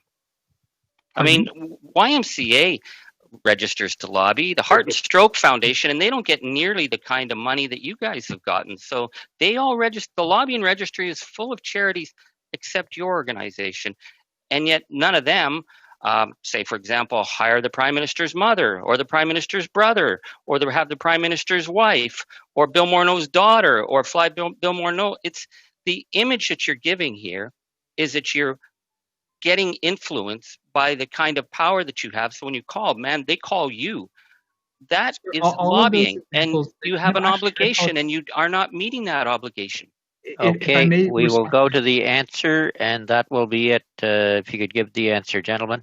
I will happily stand corrected by our counsel, but based on my understanding, those things that you identified, hiring the adopted daughter of Uganda of an individual, having a mother of an elected official, not an elected official capacity, but as a speaker on mental health. These things I don't believe are actually defined as lobbying. Well, they're defined under the Conflict of Interest Act as the family of the public office holders that you're lobbying. If you read, I mean, Bill Morneau never read the Conflict of Interest Act. I think you guys should, and maybe the Lobbying Act as well. Mr. Angus, we're going to allow an answer, and then we're going on to Ms. May. An answer, please, gentlemen. And sir, the proportion prior to this conversation with the government, when the government approached us, when Ms. Morneau approached us with this opportunity, we have received, approximately, give or take, $5 million or so from the federal government, to the best of our knowledge, over many years, going back to 2013, based on the information provided to me. But that's a relatively small, very minuscule, under 3% portion of our budget. And it's not the size of the budget. Mr. Angus, we want an answer. Mr. Angus. Well, I know, but he's already said that, Chair. We need an answer on the lobbying. Mr. Angus, they need time to give an answer on the lobbying, and your question round is over, so I'm giving the gentleman time to answer the question, and then we'll go to Ms. May. Thank you, Chair. We really appreciate it. Mr. Angus, we hear your question. We understand your concern. The answer is that previous up to this point, we've had virtually very limited engagement with the federal government seeking funds, and they, at this point, approached us. Because you're hanging with their family. Come on. Okay. You got a little further answer there, gentlemen. We'll go to Ms. May. Monsieur le Président, j'aurais un point d'ordre, s'il vous plaît. Okay, point of order, Mr. Fortin. Oui, Monsieur le Président, tantôt, j'ai été coupé parce que l'appareil fonctionnait plus. J'ai dû discuter avec les gens de TI. On m'a remis en fonction, mais j'avais du temps, j'avais environ la moitié de mon 6 minutes qui était passé. Est-ce que je peux récupérer ce temps-là? Et si oui, à quel moment? You have about 2 minutes coming back to you, Mr. Fortin, and I'll bring you in right after Mr. Cumming before I go to Ms. Koutrakis. So 2 more questioners, and then we'll go to your 2 minutes. Monsieur le Président. May I also ask a question? Sorry, where are we at here? Gentlemen, you wanted to give a further answer? I apologize. The clerk had agreed that every hour we would be provided about a 5 to 10 minutes pause. We understand that this is quite unprecedented. Just spending 4 hours. I haven't had a chance to even spend 4 hours with my 2 little girls in the last month. So we're spending a lot of quality time together, sir. I said we'd take I said we'd take a 5-minute break at the end of the 2 hours. But if you really need a washroom break or such, we'll take a 5-minute. It'd be lovely. We love spending time with you, sir. But just at some point, that would be lovely. Okay, we're going to do it in about 25 more minutes. Miss May, 2.5 minutes, and then Mr. Cumming. Thank you, Mr. Chair. I really appreciate this. And just to correct the record, and I will say I know both Marc and Craig Kielburger. I've known them for years. I don't say this because I'm angry with you over it, but I do need to correct that you've never asked the Green Party to anything. You've never asked me to be a speaker. And at this point, I don't know whether I really want to thank you for that. But I do want to get to a serious question, though. I was very impressed, of course, with Michelle Douglas. I know her as well, and I'm a huge fan of hers. And I do get concerned with board governance issues. I think you may want to look in the future at what I think was Mr. Barrett raised it earlier, that your role as founders, when you look on the website, you've got founders, you've got staff, and you've got the board of directors, and it's a bit murky as a governance question. But Ms. Douglas told us that there were 3 reasons that she gave for her resignation. And one of them was she couldn't get answers from you, Marc, as to why you went to Kenya twice in a period of time when the organization was in considerable difficulties. Can you explain to the committee, and only because she thinks it's highly significant, I need to ask you, why did you go to Kenya twice, and why didn't you give her the information as to why you went?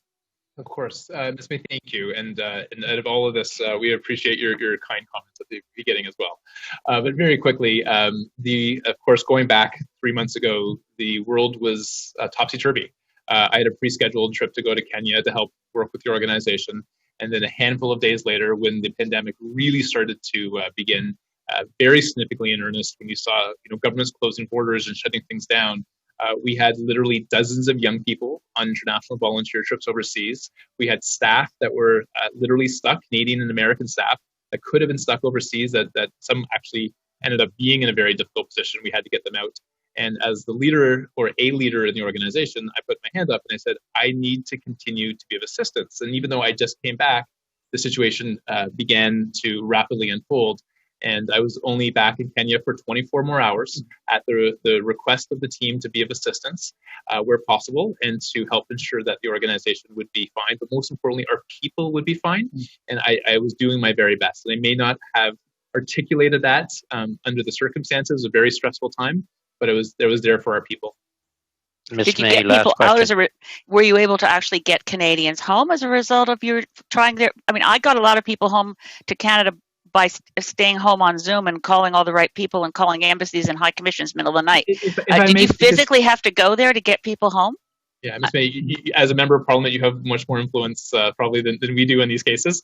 But the team, we had dozens of young people there, very complicated situation. I was there for less than 24 hours.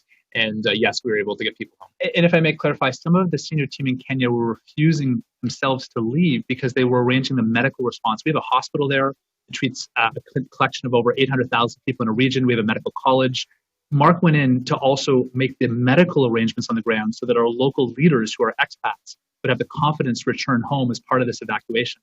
It was a very difficult choice. We respect Michelle Douglas's transition. The other directors transitioned in a different way. Let me just keep stressing that. But we respect Michelle Douglas's choice in the matter, and we understand why she made the choice she made. Okay, we'll go to Mr. Coming back to 5-minute rounds. James, the floor is yours, and you'll be followed by 2 minutes by Mr. Fortin and then Ms. Koutrakis. Thank you, Mr. Chair, and thank you for the two witnesses for appearing on this very important issue. You began, quote, with incurring eligible expenses on May 5th, more than 2 months before signing the contribution agreement. Who in the government told you before May 5th that those expenses would be eligible for reimbursement?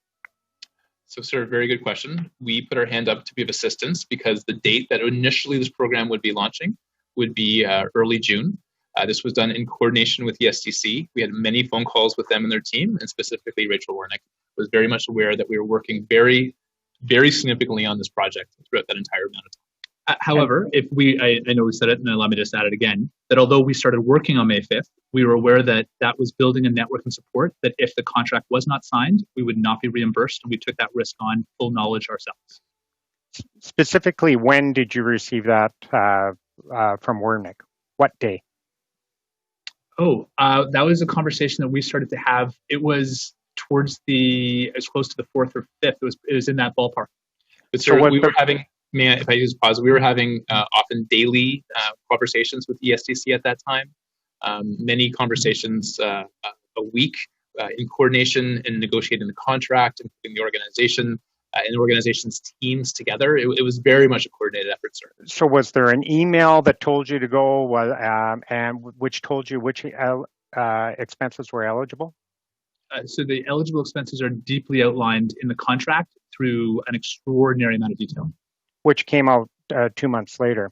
So which ministers did either of you or your intermediaries communicate with in March? Who and what dates? No minister to our knowledge were we in touch with in March at all, sir. Either of you or your intermediaries in March?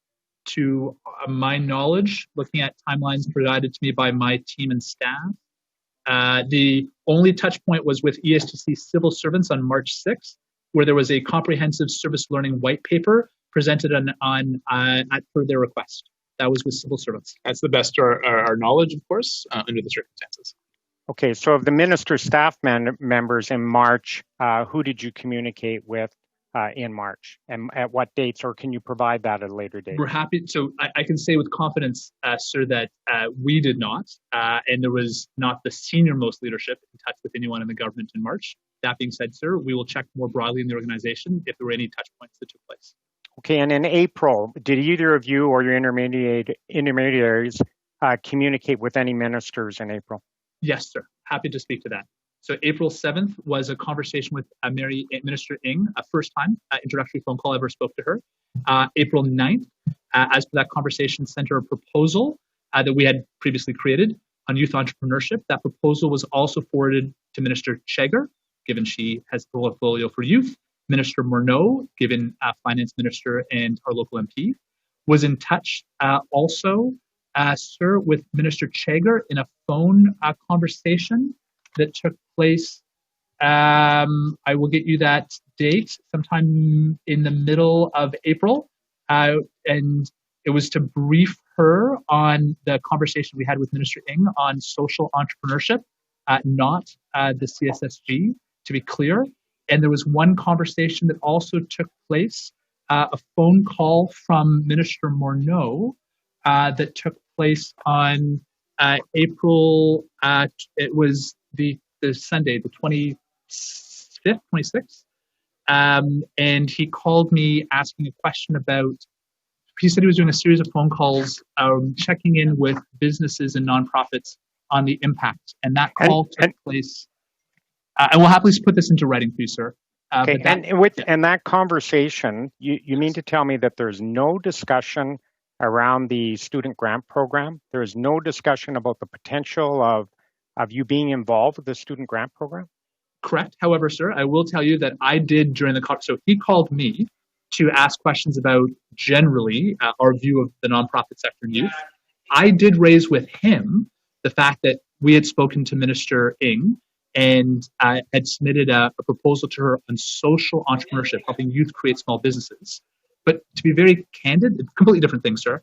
To be very candid, at that point, we weren't very interested in the social, in the service proposal. At that point, we were trying to advance our own proposal. That was the one I did raise with them. We did not discuss the CSSG at all. But you did. Last question, Mr. Cumming. You did raise that you have put a proposal in front of another department, so you did raise that with Minister Morneau. This wasn't just a conversation about what's going on in the industry. There was a specific conversation about a proposal from we. Correct, sir. I'd say that, of the length of it, it was maybe 2 minutes. I mentioned it very quickly. But yes, sir, I proactively did raise with him that we had submitted this to Minister Ng on April 9th. A different proposal, again, I want to underscore, not an iterative, nothing to do with youth service, purely helping youth create businesses. Okay, that's clear, Mr. Fortin. Giving you back a couple of minutes due to technical difficulties. Go ahead. Merci, Monsieur le Président. Monsieur Kielburger, vous avez dit tantôt que vous aviez engagé Margaret Trudeau comme conférencière parce que vous la considériez comme une experte en santé mentale. Est-ce que je dois comprendre qu'il n'y avait pas d'autres experts en santé mentale disponibles pour participer à vos conférences? Sir, we have an entire foundation dedicated to mental health. We've created K-12 curricular resources on well-being. Non, mais Margaret Trudeau, and she's one of the most famous people, who first broke through the issue of mental health in the public domain in Canada. Est-ce qu'il ne serait pas vrai de dire que vous avez engagé Margaret Trudeau uniquement parce qu'elle est la mère de Justin Trudeau et l'ex-épouse de l'ancien premier ministre Pierre-Éliott Trudeau? I would say that those factors may increase her brand recognition to the general public, but sir, we hired her as one of the most known mental health advocates, if not the most. Quelle est sa formation académique? Quelle est la formation académique de Madame Trudeau? Qu'est-ce qui la qualifie sur le plan académique pour être conférencière en santé mentale? Sir, we have a number of individuals with PhDs who we contract with and on our staff in the mental health station. We were looking to her to be a spokesperson to raise awareness on the subject. We have others who build the curriculum and conduct quelle est sa formation académique qui la qualifie? Sir, Experiences? Quelle expérience, Monsieur Kielburger? Sir, honestly, with great respect, sir, she has lived a life. I have lost a sister-in-law from mental health issues. It's a lived experience issue. It's not an academic training issue. She has lived experience, and 1 in 5 Canadians face this issue. Okay. And to say that you have to have academic experience to speak on it was, sir, with great respect. Seriez-vous d'accord pour dire qu'il y a beaucoup de gens au Québec et au Canada qui ont vécu des problèmes de santé mentale ou qui ont des proches qui en ont vécu, mais vous avez invité Margaret Trudeau. Si elle s'était appelée Margaret Fortin, l'auriez-vous invitée comme conférencière? lui auriez-vous donné plus d'un quart de million au cours des dernières années pour faire des conférences? Okay, we'll let you on, Craig, in 1 sec. Mr. Fortin, your system is breaking up again. We did get the question, and gentlemen, you can answer that question, and we will go on to Mr. Morantz. Yeah. Oh my God. Mr. Craig, go ahead, Mr. Kielburger. Sure. She is more than someone's mother or someone's wife. She is someone who, in her own right, has spoken extensively on mental health and is a hero to many. We invited her because she spoke on mental health. We invite individuals from Gord Downey to Chantal Petitclerc, from Romeo Dallaire to James Orbinski, to inspire on a variety of causes. I understand what you're saying here, sir. Mental health is a cornerstone of our organization, and that is why she was invited. Okay, thank you. We'll go to Mr. Morantz, followed by Mr. McLeod, and then we'll have a couple of short rounds, and we'll take... Point of order, Mr. Yes. Chairman, it's Annie. I'm Yes. sorry, but I believe that I'm the next speaker after Mr. Fortin. Oops, sorry, you are, Annie, my mistake. Ms. Koutrakis, then Mr. Morantz, and we'll close with Mr. McLeod for a break. Mr. Koutrakis, sorry about that. Thank you, Mr. Chair. Thank you, Mr. Kielburger, for being here today. And thank you for all the good that you both have done to help children in Canada and around the world. I think it's amazing that you have both started at such young ages to be engaged in such important issues, and I commend you for that. I know many of my colleagues have asked about this, but I think I need to ask it one more time to fully understand it myself. Do you remember how many contracts previous federal governments might have awarded your organization and what they were for? We're happy to seek that information. We've received support from ESDC, from Heritage, from environmental for our work we've done with youth. It's been a variety dating back between the current government and previous government, but we're happy. We have specific dollar amounts, if you'd like, that we're prepared in percentages of our budget. Okay, and thank you for that. To your knowledge, have federal conservative MPs or ministers or prime ministers or individuals who are affiliated with the Conservative Party or any other opposition party appeared at WE events and or hosted WE events? Absolutely, and I to be very candid, we're grateful for their support. Brian Pallister, a deep supporter of ours in Manitoba, as he was leader, frequently cheered on the young people. We appreciate that, Nazanin, Peter MacKay's spouse, has gotten on the stage on women's empowerment events with us. We appreciate that. Truly, probably one of the best speeches I've ever heard was actually Mike Lake with his son on autism as a member of Parliament, raising awareness on this incredible issue. And may I add also NDP, Rachel Notley, when she was premier, bringing a call to action. Wab Kinew, the leader of the NDP party in Manitoba, multiple appearances talking about Indigenous issues. We Day, every time we'd hold it in the region, the local mayors, the local premiers would be invited to come out, local education ministers. So yes, the Prime Minister was invited. As the Prime Minister, he was invited because we also invite the Governor General, we also invite other individuals to join us for these type of celebrations. And do you recall if during the Harper government time, were you ever hosted at the Prime Minister's residence? Specifically, do you recall being hosted at 24 Sussex back in April of 2013 after WE Day in Ottawa? And do you recall who else was there that may currently still be a Conservative MP? Oh, wow, you're going back a little bit here. But yes, obviously, we appreciate Mrs. Harper hosting it at 24 Sussex. The WE Day after reception took place. We appreciate that we were joined by a number of government leaders at that time who were Conservative. Forgive me, I wouldn't know off the top of my head who was present. We appreciate that over the years, we've had support from all ranks and truly we appreciate that the issue of service isn't a political issue, and hopefully this shouldn't be a political issue in this country, that every party believes in getting youth to volunteer and serve. And finally, and I will give you lots of time with your permission, Mr. Chair, if I could split my time with the Kielburger brothers, because I think it's very important to make sure that we clarify misconceptions, and the best people to clarify misconceptions are Marc and Craig Kielburger. What are the worst misconceptions that you would like to perhaps clarify right now? And why would we agree to take on the risk and lose $5 million in this exercise? I'll start with a few, and then I'll hand it over to you.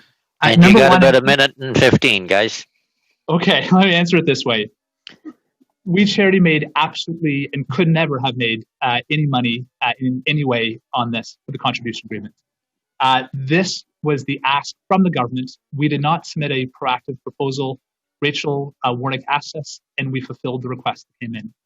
The We Charity Foundation was to solve a need the government asked us to solve. We were not in financial dire straits because we made difficult choices. Me Too We social enterprise has been incredibly misrepresented in this process and exists solely to support the charity with 100% of its profits, 100%, every penny, going to the charity and creating jobs. The main reason it exists, creating jobs for at-risk women around the world. The real estate, surprisingly, has exploded as an issue. We use real estate like a science center or a school. We host young people. We have our own global learning center. And we were building a series, or we were retrofitting a series of buildings to create a shared space for youth to launch their own social enterprises and own youth-led charities. Somehow that's been attacked in the press when a few months ago it was being praised now. I would say that the list continues, but fundamentally it's this. We did this to be of service to the government, not for the government to help us. And it is incredibly unfortunate, the fallout that has occurred.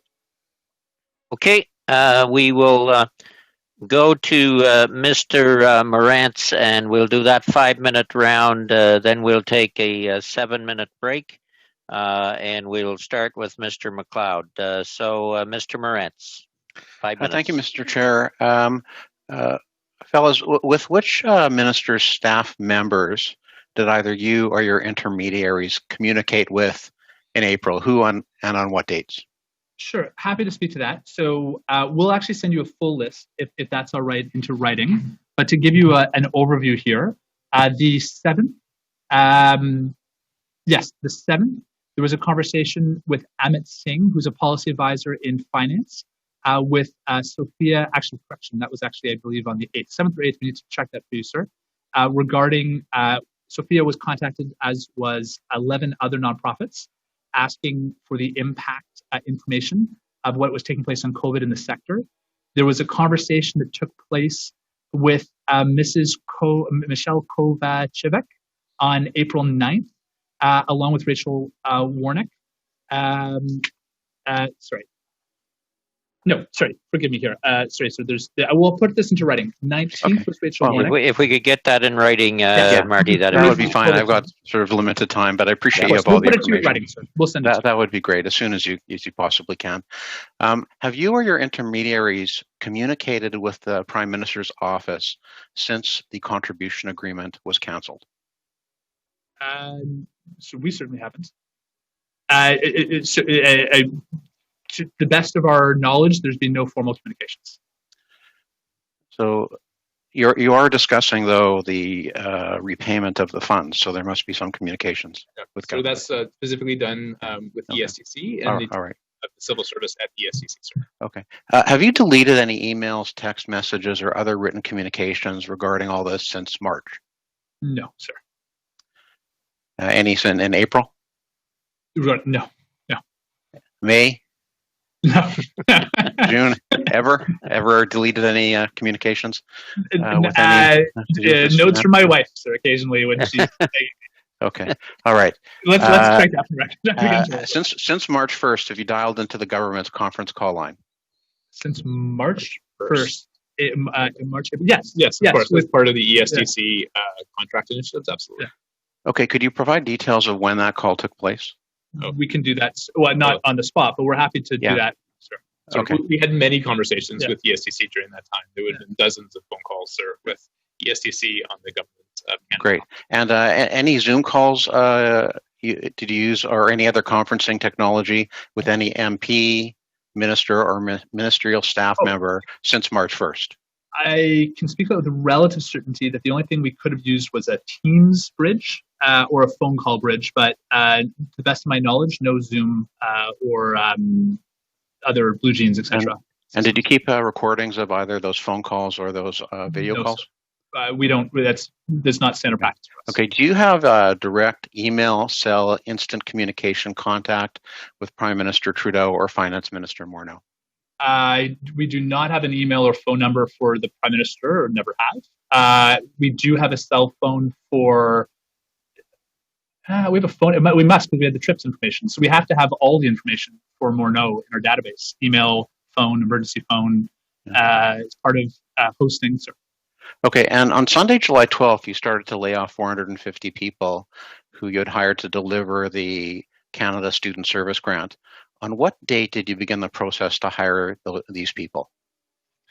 So that actually information is not correct in terms of the number of layoffs. The charity laid off at that point, from our understanding, 283 people, of which we still had hundreds still with the team. So we'll get you those exact information, but that's not the correct statement, sir. And did you hire those 450 people before the... I have it. I apologize. Just to be very clear, we had 390 employees, and just with the difficult decisions we had to make with the pandemic. Sorry, I think he's referring to the government. No, I'm talking about hirings related to the agreement. Sorry, my apologies, sir. We will get you the numbers of who after the conclusion of the agreement. So when did you start to hire those people in order to execute on the yet unsigned contribution agreement? Yeah, we started reaching out prior to that being signed to ask if people were available pretty quickly, because we had to know if we had enough staff. Did you hire anyone, though, before it was signed? We probably did, yes. Yes, absolutely. Yeah, and then we would have burned the And financial. so, if Last you could let question, us know, Mr. Brents. how many people you hired before the agreement was signed? We can get that for you, sir. Okay. We wouldn't know that. Great. Okay, thank you. Okay, thank you all. I'll just give you the lineup. Mark and Craig, you can take a break while I go through the list here. We will come back at 4:01. So the lineup for questions will be Mr. McLeod first, Mr. Fortin next, and only for 2.5 minutes, but can somebody check his technology to make sure it's going to work?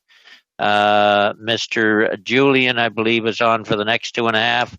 Then 5-minute rounds, Mr. Polyev, Mr. Fregascatis, Mr. Barrett, and Mr. Polyev,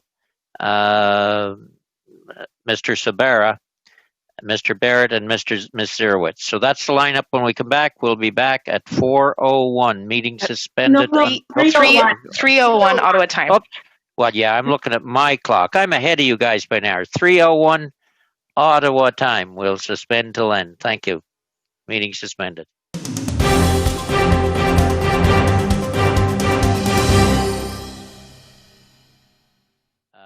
Mr. McLeod, you'll be up first, 5 minutes. Then Mr. Fortin, 2.5. Mr. Julian, 2.5. Mr. Polyev, 5. Mr. Sabera, 5. Do you have a way of contacting the Kielburgers there? Maybe they took my time. 4:00. No, there they are. Okay, good, gentlemen. Just to give you a heads up, starting off, the translators, the interpreters are having still a little difficulty with your mic, especially for Craig. So if you could maybe keep them a little closer, it's coming through a little soft. So, Mr. McLeod, you're in an earlier part of the country. You and Mr. Julian are in a different, earlier time zone. We'll go with you. 5 minutes. Thank you, Mr. Chair, and I want to say thank you to the presenters. 4 hours to be sitting answering questions, a long time, and appreciate you coming forward. We're hearing a lot of information, so I appreciate that. I represent the Northwest Territories. I'm the MP for the Northwest Territories, and I have to admit that we have a limited presence in the north with the We Charity. And it's certainly a complex organization, and it's becoming very apparent that it's supporting by all parties, and all parties have people that have participated with we. There's been a lot of media attention on your organization, paying for a high-profile individual to travel on we trips to other countries such as Africa to see the impact of we's global projects. You said in a statement a few days ago that the we has invited several people, ambassadors, and other people to participate in these trips, and that this is something that many international charities and humanitarian agencies do. They operate in a similar manner. So could you tell us if we charity has taken other conservative or other parties, be conservative or ND politicians in the past to go on some of these trips? That's my first question. Yes, sir. We appreciate that service is not a political issue. Hopefully it's not a political issue, that many politicians have joined us in service. And I say this not to get him into any trouble, in fact, the exact opposite, because I know he's getting some flack for this, which is unfortunate. Scott Moe came and worked like crazy over the winter break, helped out to build, to teach, to serve with his wife. And that's how he chose to help build at our college, chose to teach at our college in Kenya, was helping out at our medical projects that we have there.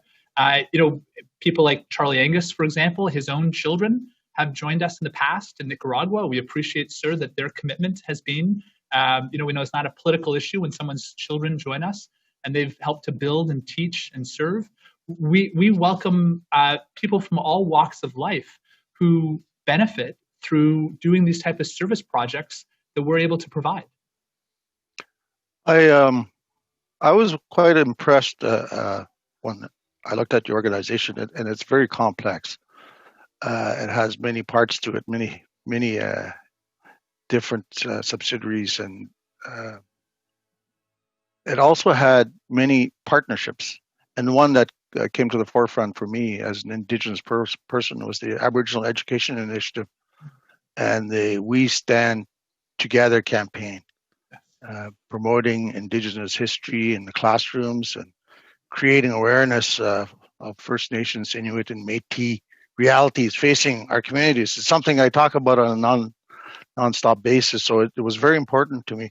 And I was very impressed with the number of people that come to your organization and speak on these initiatives. Could you maybe clarify for me, when people come and they do a cross-Canada speaking tour, I'm taking that not to be a we day, but an auxiliary event that you spoke about, and they do get compensated, or their expenses get compensated.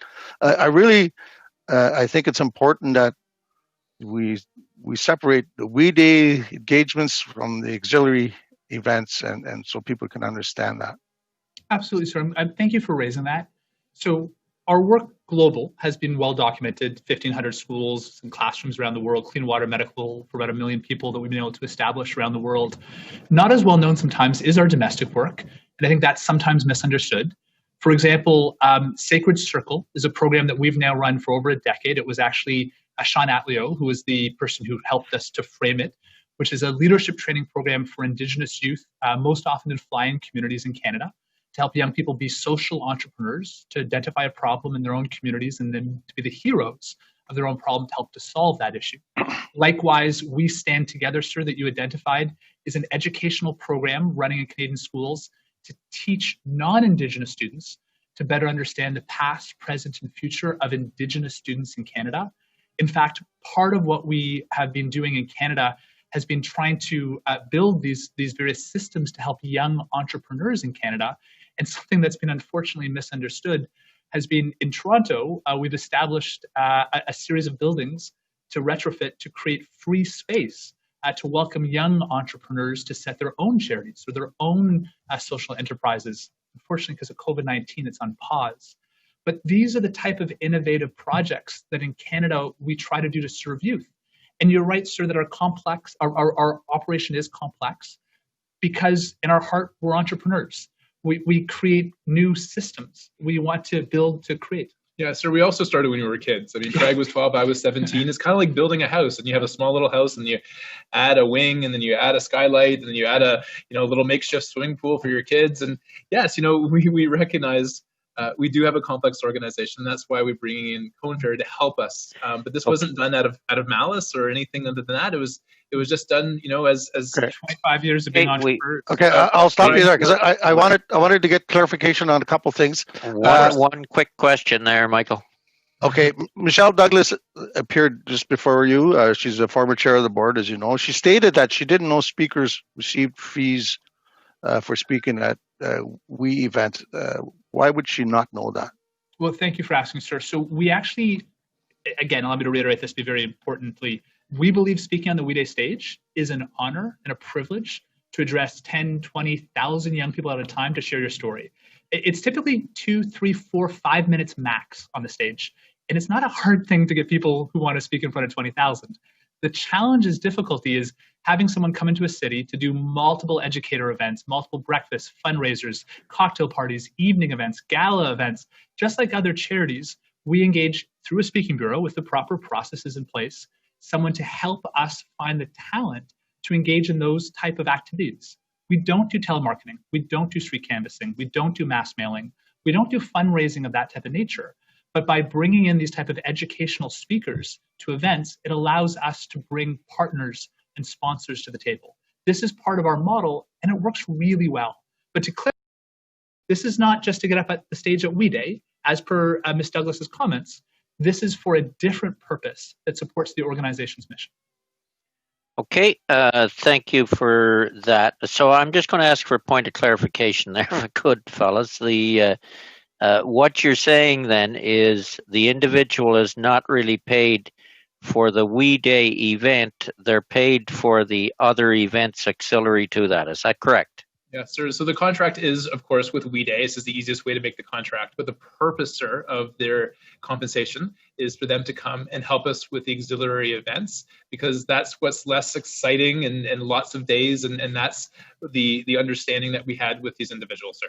Okay, thank you, Mr. Fortin. Hopefully your internet is working this time. The floor is yours. 2.5 minutes. We're into those rounds again. Merci, Monsieur le Président. Alors, Monsieur Kielburger, je m'excuse moi aussi pour les inconvénients de la technologie. Ceci dit, je reprends où j'en étais. On parlait de Madame Trudeau, Margaret Sinclair Trudeau. Je comprends que Monsieur le Président, ça va? Vous me faites signe? No, you're coming through in both languages at the same time. Are you on the French on your... Oh, no, I'm not. OK. Okay. Je suis Start sur over. le français maintenant, Monsieur le Président. There. Mais la friture Okay, est pire. En tout cas, je voulais savoir, Monsieur Kielburger, là, vous avez engagé Margaret Sinclair Trudeau parce qu'elle est l'épouse l'ex-épouse de l'ex-premier ministre Pierre Elliott Trudeau, elle est la mère du premier ministre Justin Trudeau. Vous avez engagé Alexandre Trudeau, il est le frère du premier ministre actuel. Vous avez engagé l'épouse du premier ministre Sophie Grégoire Trudeau. Tout ça pour donner des conférences. Vous avez eu M. Morneau et son épouse en vacances, ses filles qui travaillent pour vous. Tous ces liens-là, vous avez d'ailleurs mentionné vous-même tantôt que lors d'une conférence, vous aviez par erreur mentionné que vous aviez parlé avec le bureau du premier ministre. Moi, je sens une relation très étroite entre vous et la famille Trudeau et la famille Morneau. Est-ce que vous êtes-vous d'accord avec moi pour dire que vos liens avec la famille Trudeau et la famille Morneau sont des plus étroits?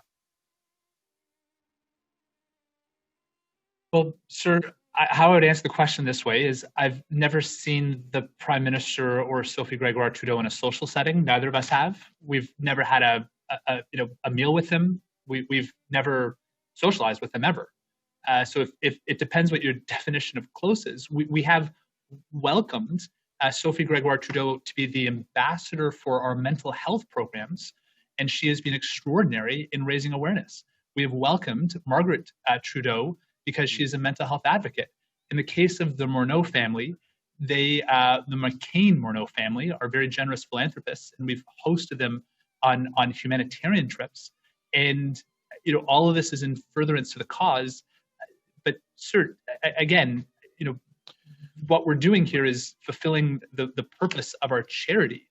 And that is a difference than a personal relationship. Oui, mais je critique pas ça, M. Kielburger, je comprends très bien. Et si j'étais vous, j'aurais peut-être fait pareil. Il y a juste un point sur lequel on n'aurait peut-être pas fait la même chose.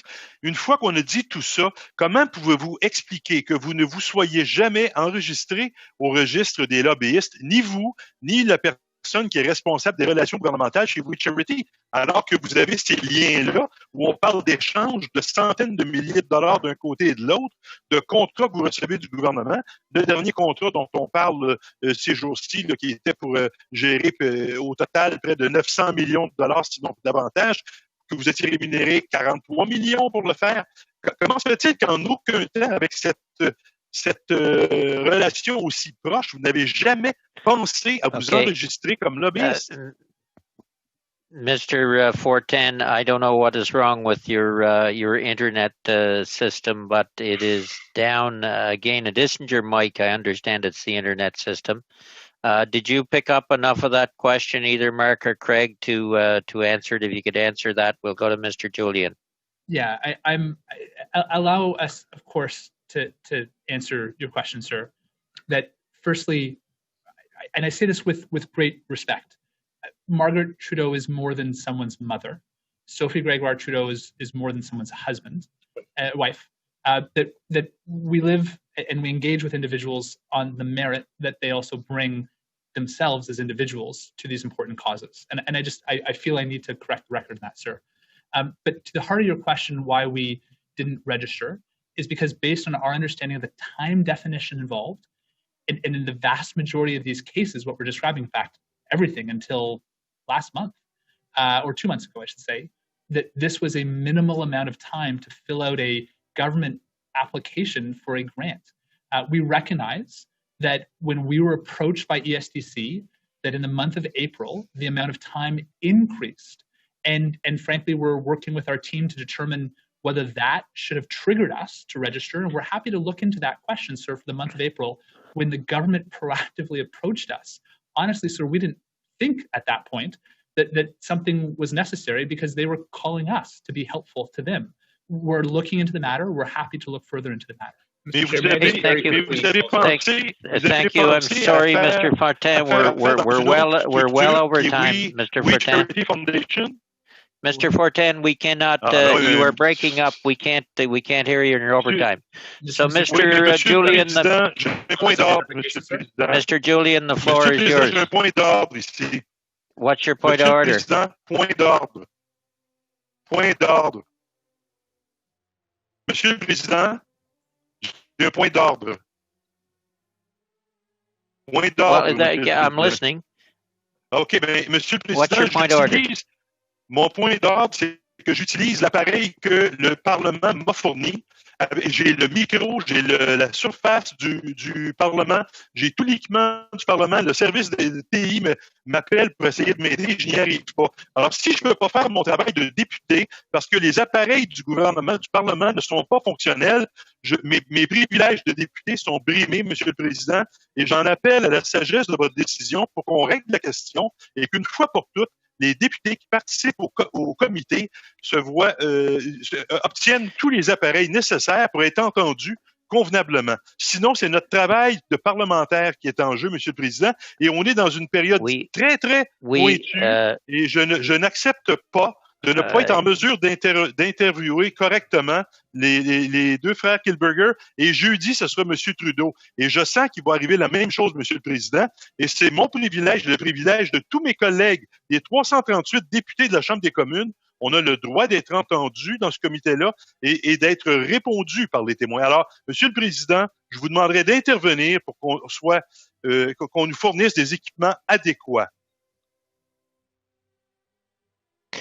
Thank you, Mr. Fortin. We will have IT look into that. I understand it isn't the mic or the equipment. It may be the internet itself, but we will look into.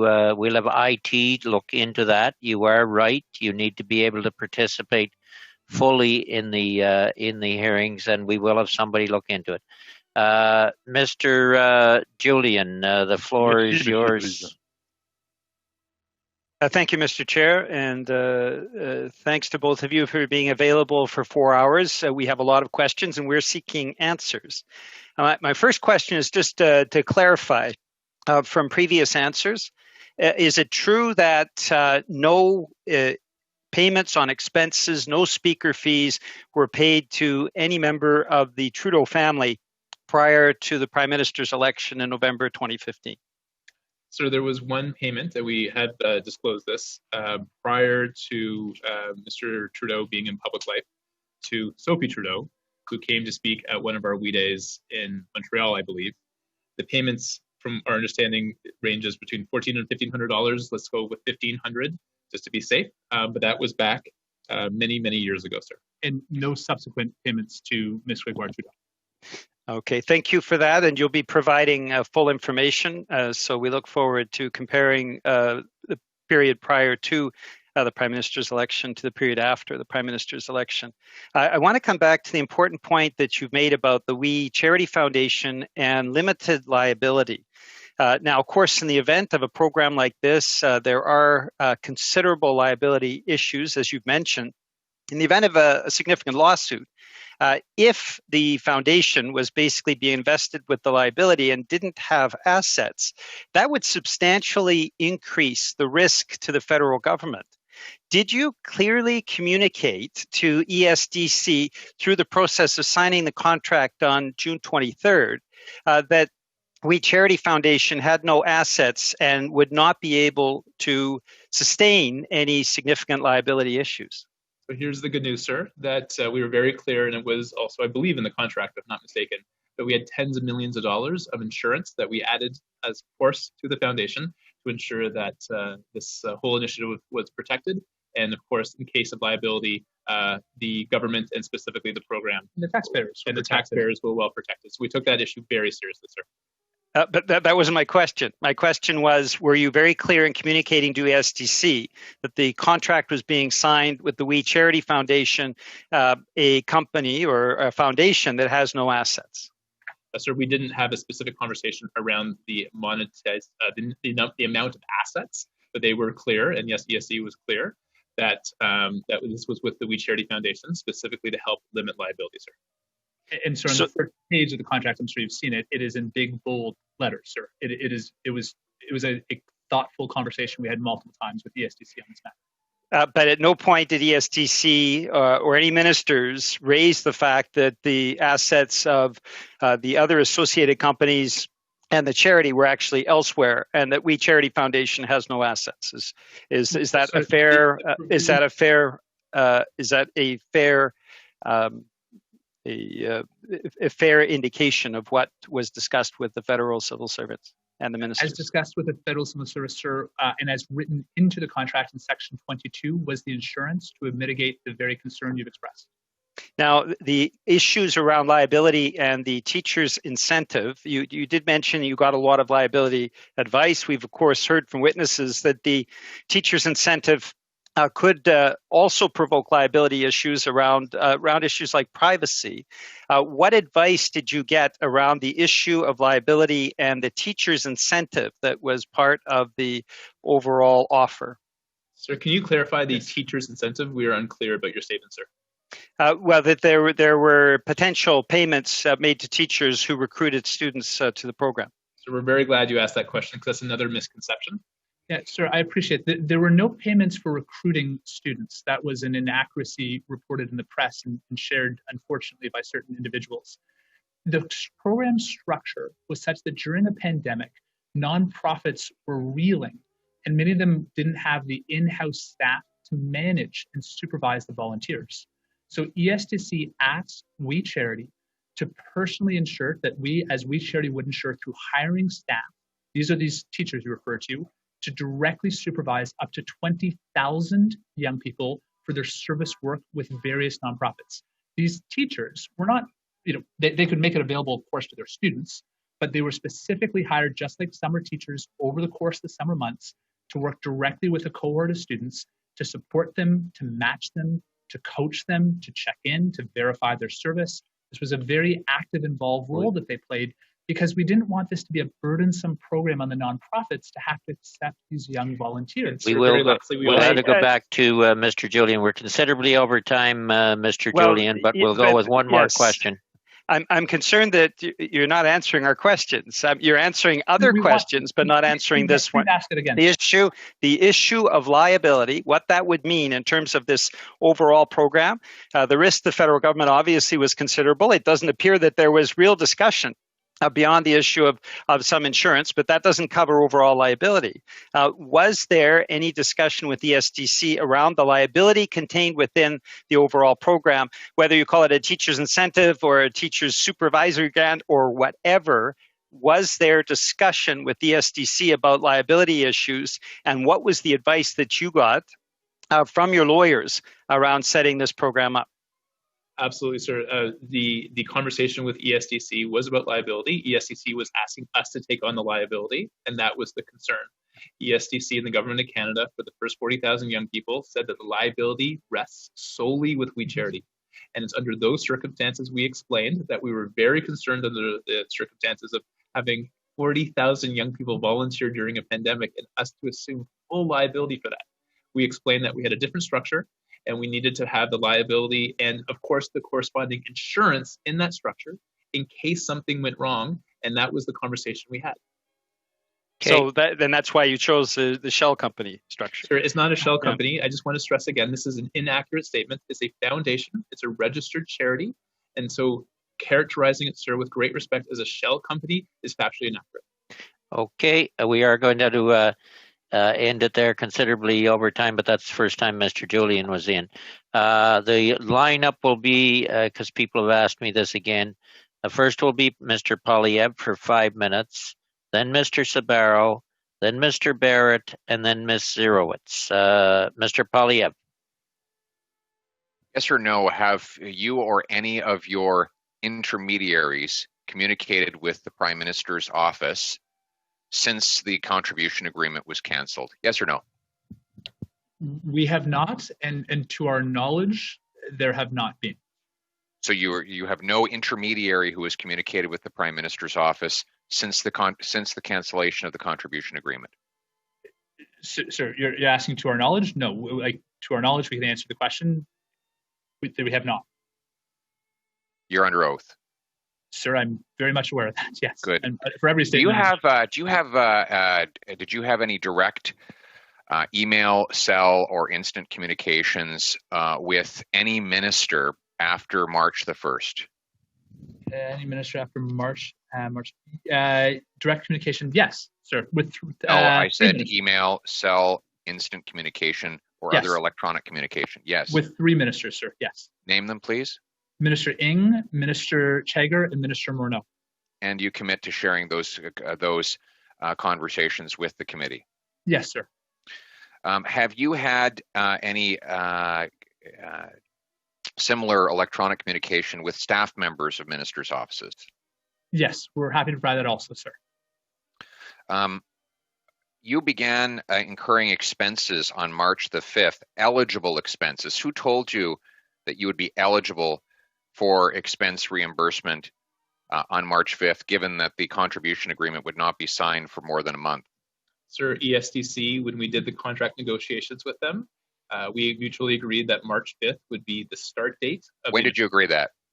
We'd have to get you the exact date, sir, but it was part of the contract negotiation period. We actually, during that time, we're contract negotiation. That there was a contract. Mr. Poilievre, please allow the gentleman to ask the question. We got ample time. If we got to go over a little in your round, we will. Mark, go ahead. Mr. Chair, thank you. We were working diligently through that period. ESDC was aware that we were working diligently through that period. ESDC suggested that March, that date, excuse me, that the date you mentioned, to be very specific, May 5th date. When did they suggest that? I would have to go back to our records, sir, but we were all working in coordination throughout that entire period, sir. Was it before the 5th of May? Check my records, sir. Okay. Did anyone else suggest to you that you could begin incurring eligible expenses other than ESDC? No, sir. Did either you or any of your intermediaries communicate with anyone in the office of Bill Morneau after March the 1st? Yes. Who? Well. The office. I mean his staff now. Yes. Multiple touch points on two matters. One was Names and Emmett dates. Singh. Yeah. April 7th. Good. Emmett Singh reaches out to have a conversation with Sofia Marquez and 11 other nonprofits. There are a number of touch points. We can get you all the touch points with Emmett Singh. And so those conversations took place. And then also with Michelle Kovacic. Yeah. Sorry. She's not in his office. She's in the department. Okay. Sorry, sir. And then we would have also had conversations subsequent to the termination with the office of Mr. Morneau related to, or the family office. We need to look into that, whether it was the family office or whomever, on the payment related to the trip of the McCain-Morneau family. Right. Okay. Did you ever have contact with Katie Telford? No. Or your emissaries? Your intermediaries? No one in your organization? Not to our knowledge. Okay. Ben Chin? Not to our knowledge. I met him before all this once, but no. And the chief of staff to Ms. Chagar? Yeah. Yes. Wait, subsequent to can you repeat your question again? Time frame? Since March the 1st. Yes. Elder Marcus. I don't know who that is. No. It's in the office of the finance minister. We did not have conversations. No. All right. Now, Justin Trudeau appeared in a We Are Canada video. Did he come to a studio to pose so that the cameras could circle him and beam those very impressive light high-tech images on his forehead and across his body? So the what you're referring to was 10 videos that took place with 10 distinct individuals in a 50 portraits individual series. Right. Did he come into a studio? We will allow the Kielburgers to answer the question without interruption if we could, and then we'll go to one final question, Mr. Polyev. I actually, sir, I do very much appreciate you raising this because I think it's been strongly misunderstood in the press. Yeah. Did he go to the studio? Well, they'll answer the question, and then you'll get your question, Pierre. So as part of 150 Canada, there were curricular resources put together that included a 50-portrait series of volunteers across the country in service. Right. 10 individuals who were engaged in various forms of service. And members of parliament, sir, we believe is service. So we included the Prime Minister of one of 10 videos, right. Other individuals who were involved. Whether it was done in a studio, I have to look into that question unless you know. We're not aware, sir. Yeah. All right. And last question. And that the 10 portrait that were part of this program, that was all part of the Heritage Canada funded grant that you received, the $1.18 million. So we're not sure if the video specifically itself was part of that initiative. Part of the overall initiative was not only just for the Canada 150 educational initiatives, but it was also for the We Day itself that we had on Parliament Hill on July 2nd. So we would have to look into that. All right. Thank you. Thank you all. We'll turn to point of order, Mr. Chair. Point of order, Mr. Saber, what's your point of order?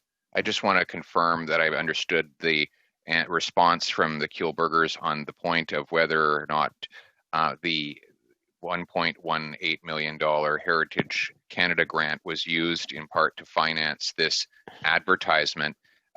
They said they pledged to look into it.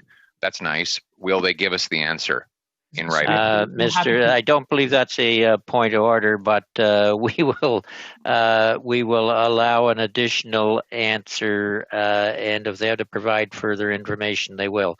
Could you restate your answer, gentlemen? So, indeed. So we had both government funds that were provided. We also had for Canada 150 a number of not-for-profit and corporate sponsors. To answer your question, we'd have to look at whether this component, the 10-part video series, the 50 portraits, where the specific funding came for it. We'll happily look into that question and get back to you. Okay, thank you. Then Mr. Sabera, followed by Mr. Barrett.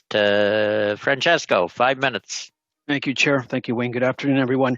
A couple questions on clarification. If we can be as quick in our answers, I would appreciate that to the Kielburgers. First thing, you've mentioned in terms of payments to speakers that was a differential in terms of not paying people or not having the usual practice of paying people at We Day events, but paying people or individuals at auxiliary events. Can you list folks and how much they were paid for these auxiliary events? Sir, so once again, these speakers, yes, they were invited to come in We Day, and the contracts often would, of course, reference We Day, but it was the auxiliary events, as we shared. Specifically, that was where we needed the support, we needed the help, and people participated as we shared. The speaker contracts that we have, we've been informed by this, are confidential, so we just have to look into that issue with our lawyers. And so to be very clear, we're not trying to hold anything back, but we do want to respect the privacy of individuals who we may not, frankly, want to drag into what has become a highly political conversation. Correct. It's very unfortunate. I would say it's a very important conversation. This second question I have is with regards to, and I've read through the funding agreement between We Charity Foundation of Canada and the Pertinent Minister's Office. The $500 million program, that was all funds directly going to, was supposed to be going to 40,000 students across this country, correct? Actually, that's incorrect, sir. It was for up to 100,000 young people, or specifically 100,000 young people. And the program itself was up to 543 million, depending on the number of volunteer hours of service. Our assumption, based on the models that we did, sir, that this would be closer to $200 to $300 million based on the number of volunteer hours. Okay, so it would have been 100,000 students receiving approximately $3,000 or $4,000 each for volunteer hours across this country, correct? Correct. Correct. And the We Charity Foundation of Canada was to have made $0 from administrating this program, correct? Correct. So this was all done as part of an expense reimbursement initiative. And that's how the contract was set up, sir. And it's all about eligible expenses. So all the dollars specifically for this program needed to be used for the program, and anything else would be returned back to the government of Canada, sir. Okay. In terms of looking at, and there's been a lot of ink spilt on this, in terms of looking at the corporate entities, and look, I sat on the User Accounting Standards Body of Canada for a number of years, but in my private life before entering public life, which I have the privilege of doing so now. And I've looked at thousands, if not financial statements on a quarterly or annual basis, and understanding organizations, how they're structured. When you entered into this contract with the pertinent federal agency, in terms of the advice you received both within in-house and outside, it was advised to you that you need to structure your corporation or entity to run this program in a certain manner. Is that not correct? Sir, correct. So we had already the We Charity Foundation specific rule was to help us limit liability. We were given professional advice based on the specific and very significant request from the government of Canada to ensure that we were assuming full liability for the first 40,000 young people volunteering during a pandemic. Yes. That we needed to help insulate liability because of that situation, sir. Okay, and I've read the sections in terms of identification, in terms of insurance. So I understand that the insurance was purchased for, the reasons for, and that you folks were strictly running this program basically on a zero earn basis to have 100,000 young people across this country at this most extraordinary period of time in not only Canada's history and the world's history benefiting from this program. That was the intent of the program. That's correct, sir. And unfortunately, based on the situation with some of the politics and some of the inaccurate representations, this has been mischaracterized. We really simply wanted to help kids. We didn't come asking for this initiative. This initiative was requested of us. We're gutted to see the situation and circumstances. We just simply wanted to help. We were asked to help. And as Canadians who care deeply about these issues, we put up our hand. And you do have a track record. I need to point that out. I'm not here to ask favorable or unfavorable questions, but I do want to get some clarifications. In the media, it has been reported, or from sources, it's been reported out there that the data you folks collect, that you have thousands of kids registering, thousands of youth registering, very well intentioned. That data has never been shared. And, there's walls in investment banking or in the financial world, there's walls between different sectors and different groups. That data has never been shared to a political or corporate entity. Is that correct? Sir, indeed, Vivian Krause, I know, made that allegation. And frankly, this is just one of multiple allegations why we frankly wanted to come here to properly address and correct, because what we've seen in the press without sourcing and fact checking that has been published, and what we've seen on social media online, and what we've heard from individuals on this and other matters, it's simply false. And so we appreciate your kindness in saying we have a 25-year record, and we hope that will be judged in context of the past 25 days also. So just let me add very quickly. Very short question, Francesco. No, I was going to say, I just want to remind everyone, the two gentlemen that are here with us for 4 hours today are under oath. I wanted to make sure they answered those questions very clearly and got that on the record. So I thank them for that, Chair, and I'm finished with my questions. Thank you, sir. Okay, and I believe, Mark, you had an additional answer there, did you? Sir, I was, excuse me, I was just going to add, our mother is 80 years old. She's a retired school teacher. She often says to us, don't believe everything you read on Twitter. So I wish Madam Krause and others also shared some of that advice, but we're doing our best. And Chair, if I can just finish off my 10 seconds, I understand the Kielburgers are from the Thornhill part of York Region, which is neighboring next to my riding, I believe, in another MP's riding. I think you're out of time, Mr. Sabera. Mr. Barrett, and on to Ms. Zerowitz. Your organization began working on the program weeks before the official announcement and before it was even approved by cabinet. And yesterday in the Toronto Star, it said that you began incurring eligible expenses on May the 5th. Seems pretty risky. What grounds did you have to do this, and what assurances did you have from the Government of Canada about spending money before the program had been approved? Sir, we really wanted to help. We understood that the circumstances necessitated us to put up our hand as quickly as possible. The date of the program launch shifted many times. This was originally supposed to be early June, and then of course it ended up being the end of June. We were given no formal assurances, so we took the risk itself because simply, sir, we wanted to be ready for helping the students. Well, and we run a charity. This is what we do. Our whole mission for 25 years has been service to young people, so we were willing to take this risk in service to young people. Right. So a few times you've said that the government reached out to you. Ms. Kovacek testified that on April 20th, her office, she testified, and I quote, "The next day, April 20th, my minister's office connected with We Charity to discuss their ability to deliver volunteer opportunities. The record of this call from my minister's office note that We Charity will rework their 10-week summer program proposal to fully meet the policy objective of national service and increase their current placement of 8,000 to double." So it sounds like there was a proposal made, and the government reworked that with you. It wasn't that they proactively reached out to you. You, in fact, initiated first contact with the government. Oh, I'm glad you asked this. Thank you. So we had a proposal on social entrepreneurship. So the target audience was youth out of school. It was going to be a year-long program. It was linking them with corporate Canada to be mentors, and the purpose was to help them launch businesses. In short, this had nothing in any similar manner, besides the fact that it was youth, to do with the CSSG. And the monetary amounts. Oh, was between $8 to $14 million in total for the full 12 months. So this was this was not an iterative approach. This was not an evolutionary approach. These were two completely separate proposals. And how many variations of those proposals did you submit to the government how many variations of any proposal did you submit to government after March 1 this year? So we submitted one on youth employment, that youth entrepreneurship one. There were no iterations on it. Sadly, it did not go anywhere. We submitted one on the early ask that Rachel Warnick asked us to submit when she asked me on the 19th. We submitted that on the 22nd. And then we worked with ESDC for multiple iterations. They weren't no formal submissions. Would you be prepared to provide those proposals to the committee?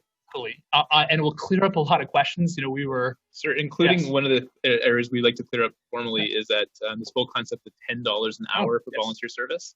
We were very much concerned about that. We've voiced that concern multiple times, sir, as an example. We'll look forward to reading that in your submission. We felt, just Mr. Chair, just one moment, please. We felt, it did need to be minimum wage. Like, these are some of the pieces that, we felt very passionate about as part of this process. But, we were working with what was asked of us, sir. Which ministers or ministerial offices did your organization send proposals of any kind after March 1st? Same three, sir, as your colleague asked me. So Minister Ng, Minister Cheger, Minister Morneau. The first proposal was sent to Minister Ng on the 9th, and then forwarded to those other two individuals. The second was sent on the 22nd. That was the Rachel Warnick ask to those three ministers. Point of order, Mr. Chair. Mr. Yes, Chair, Ms. Zerowitz, go ahead. Has the concerns run out of questions? Because they're starting to repeat multiple times. Mr. Poilievre repeated a number of Mr. Morantz's questions, and now Mr. Barrett has repeated a number of the previous Conservative questions. Have they run out of questions? I don't think that's a point of order. You've made your point, Mr. Chair. Mr. Chair, on that point of order, Chair. Yep. On the point of order. Yes. My questions are unique. They are mine to ask. Ms. Zerowitz wants to play defense for her team. I'm looking to get answers for Canadians. So if I could continue my time uninterrupted, I would appreciate it. You can continue your time. That's not a point of order in any event, and you have about a minute and a half left. Thank you. So with respect to events around We Day. So we heard that the event that Margaret Trudeau spoke at on July 2nd, 2017, she wasn't paid for that event. Was she paid for any other events that weekend? Sir, no, she was not. And sir, I just want to stress again, we're happy to answer your questions. We're here to answer the questions. Thank you. With respect to Mr. Theo Fleury, who did participate in one of your events, did he participate in any event outside of the We Day stage? Thank you, sir. I believe he participated in one. We have great respect for him. I'm a big fan. However, our understanding that his activities outside of We Day were very limited, but can't speak that directly. But I would assume that the answer is likely no, sir. So he was not remunerated for those Halo events? Sir, we're not sure if he was the Halo events, and I can't speak to that directly. But when we bring in speakers, sir, who are paid is for the multitude of ancillary events that are formal and formalized within their schedule. Well, allow me to. I don't recall any auxiliary event ever. So I'm pretty confident that that was the reason why he wasn't remunerated. Yeah, but again, a wonderful person, and thrilled to have his message. Absolutely grateful for as the hundreds of people over the We Day stage to welcome over 1 million young Canadians in 70 million hours. We're very grateful for all of them. Last question, Mr. Barrett. With respect to the change in the fall of 2015 and your interest in paying members of the Trudeau family to speak, was there a particular change in their qualification other than that Justin Trudeau had been elected as the Prime Minister? Because I've heard before Liberal members really want to talk about the wife of former Prime Minister Stephen Harper, Laureen Harper, did host an event, and so they were keenly interested in that. So I'm wondering if Mr. Lake, Madame Harper, Mr. Pallister, were they paid by your organization, or did they engage you with a $500 million contract? Sir, we really appreciate the fact that as Premier Pallister did a welcoming at the beginning. We appreciate the fact that given his work for autism, and the Member of Parliament, Mike Lake, spoke with his son multiple times on the We Day stage, which is extraordinary. And we appreciate that Margaret Trudeau, as an activist on mental health, again, 1 in 5 Canadians, sir, and this is a massive issue that we are facing with young people in this country, that we invited her to come and speak on this topic, and not just the We Day stage, sir, to go to countless events to raise awareness, to help with donations that were raised for the charity. And this was a very successful and a smart thing for the charity. We don't do telemarketing. We don't do street canvassing. We don't do mass fundraising. This is how we, as a charity, further our mission. And I appreciate the integrity of your question, sir. I sincerely do. But she was there as a mental health advocate. And sir, just one additional piece, just very quickly, Mr. Chair, is that we did invite former Prime Minister Harper many times to speak out. Okay, then we will go to Ms. Zerowitz for 5 minutes, on to Ms. Goodrow for 2.5, and Mr. Julian for 2.5. Ms. Zerowitz, floor is yours. Thank you, Mr. Chair. I do have 3 key questions, but before I get to it, I just want to clarify very quickly, so please go through this quickly. I want to clear up the misperception that the only people that have been paid for auxiliary programs were actually in the Trudeau family. Can you please, subsequent to this, just provide a list to us? It might not be a list of names because you said there's privacy things that you might not be able to follow, but maybe even a list to say, in 2019, we paid 100 people and it was, this type of range. Just give us some sort of a document that sort of provides us with data that shows that there's been a whole bunch of speakers that have been paid for auxiliary programs, and it's not just the Trudeau family. Would you be willing to do that? Yes, thank you. I just want to confirm very formally under oath that it's not just members of the Trudeau family who have done this. A series of other speakers have also participated in that process, of course. Okay, thank you so much. And then another comment, Mr. Craig Kielburger, you had mentioned that Mr. Morneau happened to call you, and during that conversation, and it was just a conversation, but he was asking in general how things were going, and then you sort of mentioned that you had submitted the entrepreneurship program.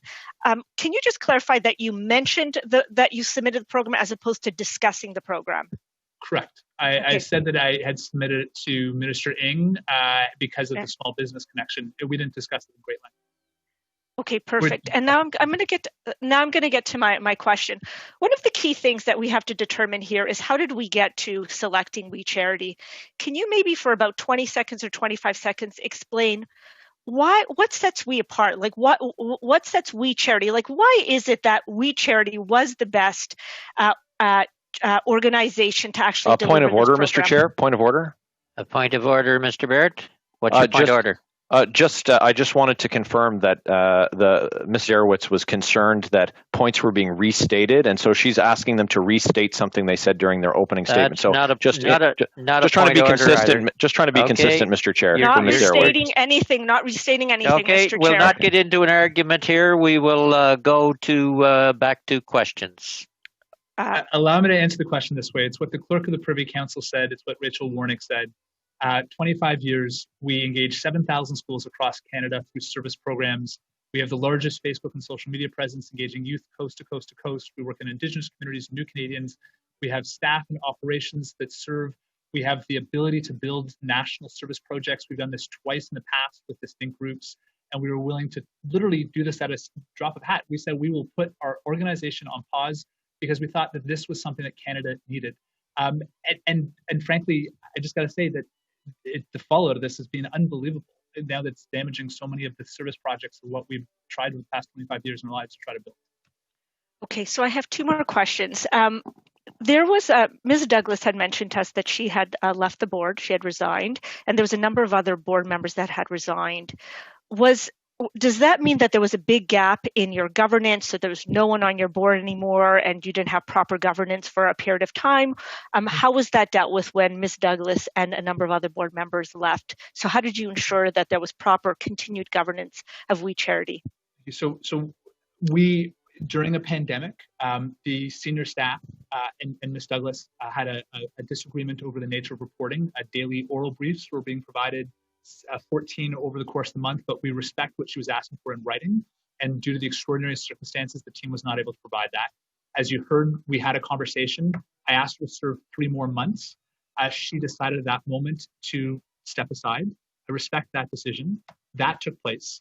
Separately, there was a planned renewal process that took place with other board members. So on a different space point period, the board members made a transition where today 3 of the 8 board members continue to serve. They served throughout the whole process. They're our head of finance on the board, a former BlackRock Deloitte individual, our head of legal, a partner at one of the largest law firms in the US, and the former director of education of Toronto Public, all continue to serve, in addition to 5 individuals who joined, who had been pre-identified before the pandemic to bring their skill sets. I am extraordinarily grateful to Ms. Douglas for her service, and she raised very valid points, and we commit to continuing to strengthen our governance, because she's right, we have to do better, but this was part of a larger, slightly more nuanced undertaking that took place. Thank you. I have one more question. And this actually is another thing that Ms. Douglas had mentioned. She had said that part of her concern was that there was the capacity of the organization. A lot of the layoffs. So she said around 400 of the 1,000 was actually laid off. So there was a huge concern. And for me, my concern was when we were sort of selecting We Charity, did you guys actually have the capacity to be able to actually deliver the program? So if you could actually address that. Thank you. We very much had the capacity. So the layoffs went from 390 employees for We Charity, and at the end we were down to, quite sincerely, a wonderful team of 187. So the team was impacted. We needed to make some very strong decisions because of the pandemic, but we also had an alumni network. We had a group of other team members that were willing to put up their hand to come back on short-term contracts. We had relationships with educators who said that they wanted to help. We have 2,500 former team members over the last 25 years. We have a great network. And yes, we were very much ready. And here's the wonderful thing about this, and it's unfortunate, but at launch, we were ready to do something truly wonderful for these young people and for Canada. We had 36,000 young people signed up for this initiative. 64% were individuals of minority populations. We had tens of thousands of volunteer spaces ready. 83 nonprofits. We're going to have to move on to Mr. Angus, gentlemen. Mr. Angus, we will. I want to say, sir, that we were ready to do something really special, thanks to all these amazing people and thanks to this amazing team. Okay. Miss Goodrow, you're next for about 3 minutes, and then Mr. Angus, and then on to Mr. Cooper. Marie-Hélène, go ahead. Oui, bonjour. Donc, j'ai une question, en fait. Vous avez mentionné la situation financière de We Charity. Ce qu'on parlait, c'était la précarité. Et ma question est la suivante. Qu'en est-il, en fait, sur tous les propos que vous avez faits, parce que vous avez vraiment exposé beaucoup d'éléments et j'en suis très reconnaissante. Qu'en est-il du plus ou moins 10 millions de difficultés financières? J'aimerais vous entendre. Madam, I believe you're speaking about the bank covenant issue that's also been very much misrepresented in the press, and particularly by one organization that is sharing false information called Charity Intelligence. But specifically, the bank covenant issue really was not an issue. Specifically, we decided, and the board decided, to change our financial year from the calendar year to the academic year. And by doing so, we were allowed and enabled to be very specific focused on our program deliverables because it was tied to the academic year. By such, we had to defer a higher amount of revenue, and we did this knowingly. And by that deferral, we had a technical breach of our bank covenant. We had a conversation with our lender. They had no concerns on this, and the organization was in very fine financial shape as a result. Could I just make that simpler for Canadians who are watching? At the end of the day, the same amount of money was coming in, but the year shortened because we had a different fiscal year, and the money we had to recognize in a later year because you have to recognize when the money comes in when you're going to spend it. Same amount of money, we were in no financial difficulty, and this is unfortunately something that's been misrepresented by this website for whatever reason, but the organization was in a very solid operational state, including 8 months of assets against our long-term placement. We had Merci no beaucoup. Je me demandais, est-ce qu'il y a quelqu'un du bureau du premier ministre qui vous a contacté, en fait, pour avoir soit des documents, des informations au sujet de votre solvabilité et aussi à savoir si vous aviez un système de vérification comptable que vous avez en place, autant à We Charity que Charity Foundation? The Prime Minister's office was not involved in the vetting for the Canadian Student Service Grant. It was ESDC. So no one from the Prime Minister's office contacted us with such questions. OK. Ceci dit, lorsqu'on a un mandat qui arrive, il y a toujours une vérification diligente qui doit se réaliser. Êtes-vous au courant qu'ils ont fait ce travail pour s'assurer de votre solvabilité comme organisme mandaté à cette entente?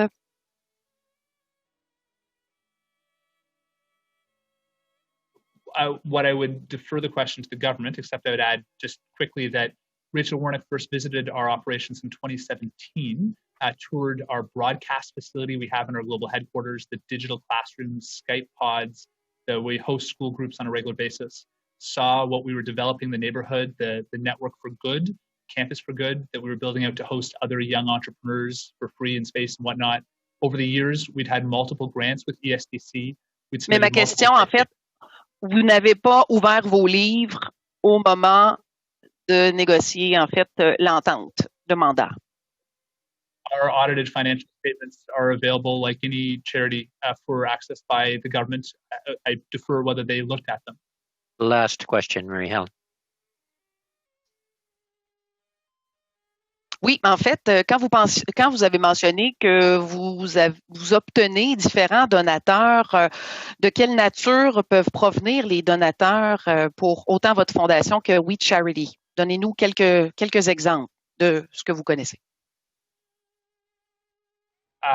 Certainly, the donors range from, young people collect millions of pennies all across Canada. They collected 140 million pennies one year that went specifically to support clean water projects around the world, to groups that fund our operations. We received everything from the Gates Foundation has funded our programs and support to Canadian well-known McConnell Foundation, groups that have of all walks of life. Yeah, and so it's been a wide variety of support, and we're very proud of that. Okay, turning then to Mr. Angus, followed by Mr. Merci, Cooper. Monsieur le Président. Welcome. Mr. Angus, 3 minutes, and then on to Mr. Cooper. Thank you, Mr. Chair. We are here because of conflict of interest. We have two unprecedented investigations into the Prime Minister, into the Finance Minister, into conflict of interest in their relations with you. And so when the chair of the board said she was shocked to learn that the Trudeau family members were being paid and wasn't aware of that, I'm glad that you clarified that they were being paid for the ancillary events afterwards. And that's something I'm really been interested in, because you are bringing major corporate players to the table. And having the Prime Minister's family, the Trudeau name, is enormous. You're providing access to the Trudeau family. Don't you understand or realize that puts the Prime Minister into a serious conflict by you setting this up and paying the family to do this?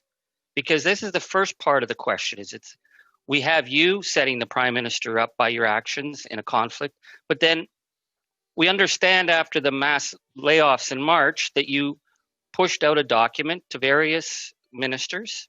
That's you lobbying, and yet you're not registered to lobby, and you're very surprised and can't understand how this all, is going wrong for you. The reason we have the lobbying registry is so we can track how groups like yours interact with government. With you going under the radar, we don't have a clue, so we have to trust you. But I think the issue is that because of the issue of conflict, the issue that we have 2 investigations ongoing, possibly a third now with Mr. Morneau, the fact that you didn't bother to register to lobby, and yet you're promoting a project that's going to net hundreds of millions of dollars. I just don't see how guys then as sophisticated as you don't recognize the obligation to follow what every other charity in the country does, to register, to be tracked, so there's accountability. It's the lack of accountability that's really given us a hard time believing you. I'm happy to answer the 3-part question. Number 1, as to Margaret Trudeau and her speaking, she would come to multiple auxiliary events. If the decision is made by Parliament that the mother of the Prime Minister should not be able to speak to events, we would happily fulfill that. She speaks to multiple charities. We did something many charities do, and frankly, to be very honest, sir, everything my mother tells me to do, I don't do. So I'm not sure if Margaret is going to influence the Prime Minister. Number 1, sir. Number 2, you were buying the name. Come on, sir, Mr. Angus, you took about 2 minutes to ask the question. I'm going to give them the time to answer. Number 2, sir, as for lobbying, we've spoken at this extensively. We're happy to speak further, sir, that based on understanding, it is a calculation on time that understanding is such that we have looked at that matter. We understand what you're describing. Before April, we have had minimal federal funding and minimal time involved in the procurement. So you've never reached out for funding before? Mr. Angus, Mr. Angus, please. That's not the appropriate definition of lobbying, sir, and I believe you know that. Well, I think you would understand it well, too. Sure. And then number 3, with great respect, is for trust. You trusted us with your own children for years in the program. I hope you trust us now. I don't trust you anymore, but my children did go through your program, and since my children have been raised, I think it's a very good point. My children learned so much from you guys when you guys were a much younger operation. But I see how many young people feel. I just reading someone who wrote about leaving we, about your disregard, the toxic work environment, the disregard for rights, how we became another private sector company. Point of order, Chair. Mr. Angus, do you have another question? Point of order from who was it? I didn't see. Private sector company. Mr. Sabera, as a point of order. Charlie, there's a point of order. There's a point of order on the floor. Mr. Angus, a point of order on the floor. Mr. Sabera. Chair, the Deputy Angus was asking a set of questions, then veered off to something that was not relevant to what his question were and what we were discussing today. That's okay. It's not now. Charlie, go to your questions. Well, I think it's just very simple because I think it's my daughters. You guys changed their life, and I think that's fair, and I want to put that on the record. But they talked to a lot of former WE staff, including one who said that we became another private company whose number one aim is money, and I wanted to work at an organization where fear is not used as a tactic to achieve an end. Okay, that's what I hear from the young people that my daughters worked with. So I think that should be on the record. That's your final question, and I'll let the Kielburgers answer that. And when they're answering it, I want them to tell us, because I've heard different testimony on this today. Mr. Angus said in his remarks that going to net hundreds of millions of dollars. I want you to answer that question as well. Sir, we are not a private company. We Charity is a charity. And I know Jesse Brown's a friend of yours, and he's been spreading false information, sir. But the truth, actually, he's not a friend of mine. Mr. Angus, you're done. A friend of mine. Mr. Angus, you are done. And that was a committee hero. Charlie, I met you more than I met them. So don't say he's a friend. That's cheap. Do the right thing. Sure, I would appreciate if the facts would speak for themselves. The facts is simple. We social enterprise, 100% of the profits have gone to social good. We Charity is a registered charity. The impacts of our programs that have been torn apart in this political process include the fact that 70 million hours have been logged by Canadian youth to volunteer, 7,000 schools run our programs. Sir, globally, 1,500 schools and classrooms built, 200,000 children going through them, 1 million people with clean water and health. You didn't answer what We're they say about your proud to be a work Canadian environment. charity, and we believe that as a Canadian charity, it should not be dragged over the coals for political purposes. Well, if you registered a lobby, sorry, Mr. Angus, your time is done. Now I'm going to ask this question myself because you said earlier that you basically we would not make money out of this. There's basically been an accusation here that you're going to net hundreds of millions of dollars. Would you answer that clearly, please? I want it clear on the record where this is at. So if we could answer on two levels. Number one, the CSSG, we were only being reimbursed for costs, period. We would have made no money at all in this government program.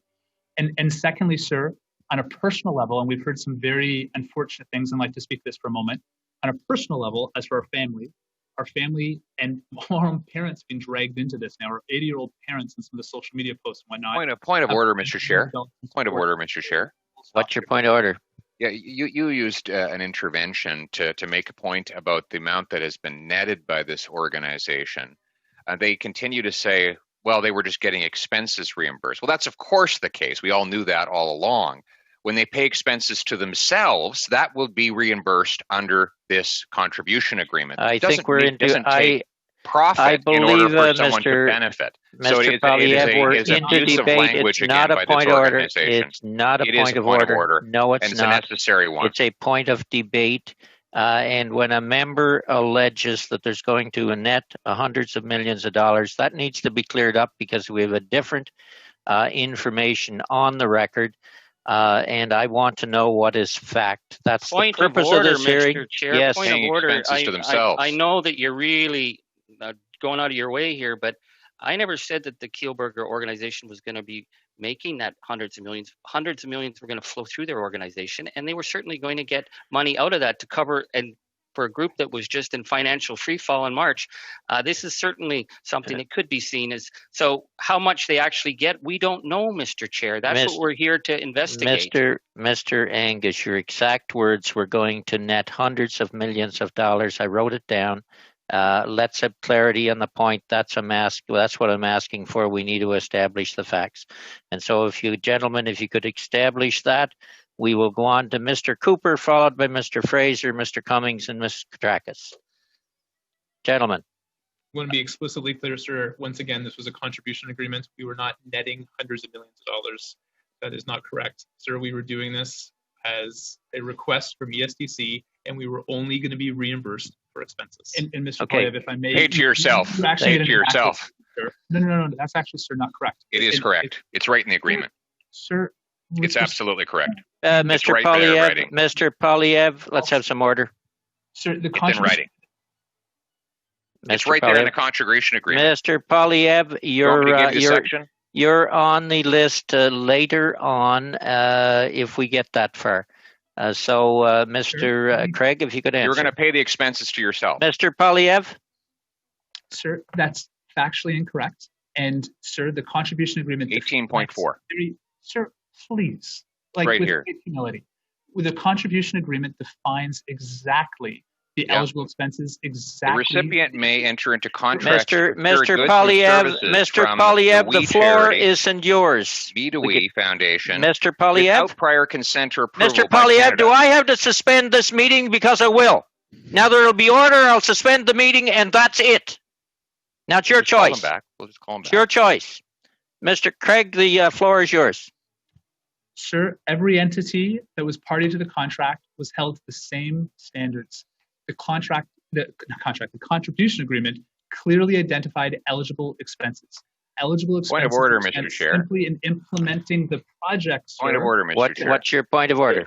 What is the status now? You entered the whole meeting into a debate. Who's got the floor? Who's the person who has the floor? I asked for a point of clarification on the going to net hundreds of millions of dollars. Next on the list is Mr. Cooper, followed by Mr. Fraser, then Mr. Cummings, then Mr. Katrakis. Finalize your answer, Mr. Kielburger, and then we'll go on to Mr. Cooper. And sir, just be very clear that the organizations that were party to the agreement were all registered charities. And held the same audits and same control functions. Any money not spent directly on the implementation had to be returned to the federal government. Okay, thank you. And members do have copies of the contribution agreement for their reading pleasure and to determine the facts of that contribution agreement. Mr. Cooper, 5 minutes, followed by Mr. Fraser. Right.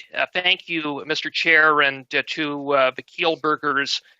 You indicated in your testimony that ESDC had represented to you that eligible costs would be covered effective May the 5th, that occurred around that time, and that costs were incurred. Who at ESDC made that assurance? Sure, it was part of the conversation and the negotiation with the ESDC team, the legal team. Who was the person? The legal team from ESDC had the exact name, sir.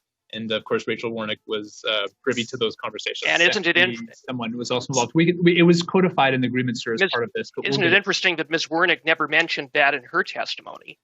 Sir, she was aware of all the details, sir, of the contribution agreement. And that, codified in the contribution agreement. And that was before the COVID committee had approved the proposal, before, indeed it would have been on or the day before your May 4th proposal was submitted, and you got that assurance. Sir, otherwise, the launch of the program, in terms of our signature of the program, the launch would have been 2 days later. How else would we have had 20,000 volunteer opportunities ready? How else would we have had 83 and you just wanted to put up your hand. You just wanted to put up your hand after you had laid off hundreds of people a month later. Some assurance. It's tough to believe. Sir, Now, I want to ask you. That's you've answered. Mr. Chair, We'll go to the question and then we'll come to the answer. So I Mr. want to, Cooper, the floor is I want yours. to go through some of the proposals that you've submitted, and you've gone through them. And I just want you. There was one on April 9th. There was one on April 22nd. There was one on May 4th. Right? I'm unsure on the May 4th one you're referring to, sir, but there was one on the 9th on youth entrepreneurship and one on the 22nd. Fine. I'm referring to Ms. Kovacic. Sorry, I'm mispronouncing her name. She said that there was one that she had received from ESDC on May 7th that had been submitted on May 4th that had been provided by We Charity. That's what I'm I defer to Ms. I defer to her on the matter. That was not okay. So so there were two proposals, and one was about a 10-page proposal. The other was a 22-page proposal. Who was involved in preparing those proposals?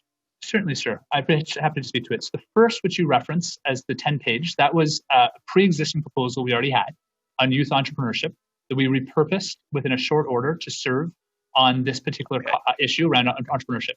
The 22nd, I'm not sure the exact word count, but I believe you. The 22-page included the original one on youth entrepreneurship and a second one that was created at the request of Ms. Warnick on how a national service initiative could be created as per the policy objectives of what she identified. Okay. So we submitted both together, frankly expressing our preference.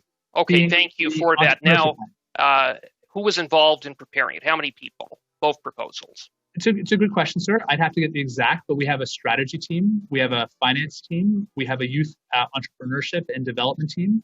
So we would have, in a variety of manners, potentially people involved, but it was, if I recall, it was entirely a Word document. So I think one person took the lead in typing up the pages. I think it was one took the primary lead. But we had a whole team working on this. But of course, a whole team, and they would have been doing things including research, planning. Well, we turned it around a day later. She asked us on the 19th. We gave it to her on the 20th. So it would have been pretty quick. So the reason being is because we had a whole series of work already on social entrepreneurship, because that's what we do. And same on service, sir. We had previously submitted a white paper to the government on this very topic. Well, you turned it over to her on the 22nd.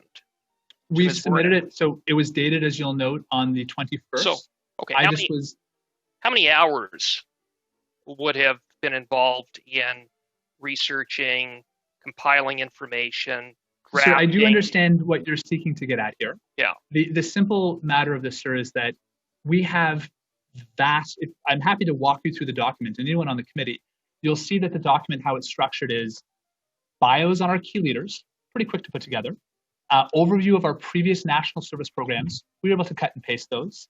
Our best practices. So I've asked you a question. I didn't ask. I have the two proposals. I've gone through them. I'm just asking you, give me a number, an approximate number. How many hours? A handful of hours, sir. It would have been a pretty quick turnaround. Because a handful. Okay, no, and you're under oath, so just a handful of hours to do the research and preparation for the April 9th report. So there was no research. For the April 9th. Sorry, forgive me. Yeah, there are two proposals here. There are two proposals we're talking about, and I'm asking you in the aggregate. The April 9th was a pre-existing proposal that we already had. So that one was stretched over now, months, 2 years. We've been trying to get a social entrepreneurship program like that off the ground. Okay. So that last question, Mr. Cooper. So could you just provide a number? Over 2 years? Just the number with respect to the second proposal. Sir, it would have been a handful of hours. Okay. It's hard to guess. Okay, there you go. Mr. Fraser, followed by Mr. Cumming, and then on to Ms. Kotrakis. Thank you, Mr. Chair. I'll start by just saying how frustrating it's been to be a part of this committee meeting. I am glad that we've got ample time, thankfully. The inability of members to remain silent when it's not their turn to speak is deeply discouraging. I find it disrespectful. These are the kinds of things that we learned how to do in elementary school. With respect, I know there was some controversy over the point made by Mr. Angus about how much money had gone. This is a theme the NDP has been pushing for weeks now. I note that the leader of the NDP has put out a false tweet suggesting that the Prime Minister has given $900 million to his well-connected friends at We. These are the kinds of things that we deal with, and you kind of roll your eyes over. the fact is, there's actually something that I want to kind of figure out here, because there's a legitimate issue going on. We've already had the issue discussed today about the fact that the Prime Minister's mother is a well-known mental health advocate. But when I first saw that there was in fact a payment that went to her, and that the government, of which her son is the Prime Minister, awarded a significant piece of work to have the student grant administered, I thought, okay, let's look into this when the opposition pitched the study, and I won't prejudge what answers I hear. I do have a couple of questions about those payments and whether they were in the ordinary course of things for an organization like yours. What I'm really curious about is this the kind of thing you do often? You said there were other speakers that had comparable rates.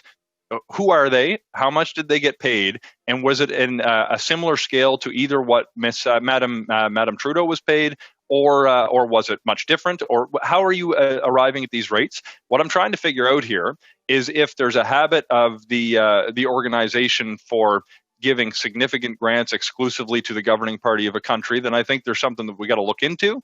If this is the kind of thing where you take notable speakers with expertise in different areas and it was more or less par for the course, I'm also interested in knowing that. So if you could give me some answers on how much your other speakers were paid, who were they, and the nature of how those relationships evolved, I would be very interested.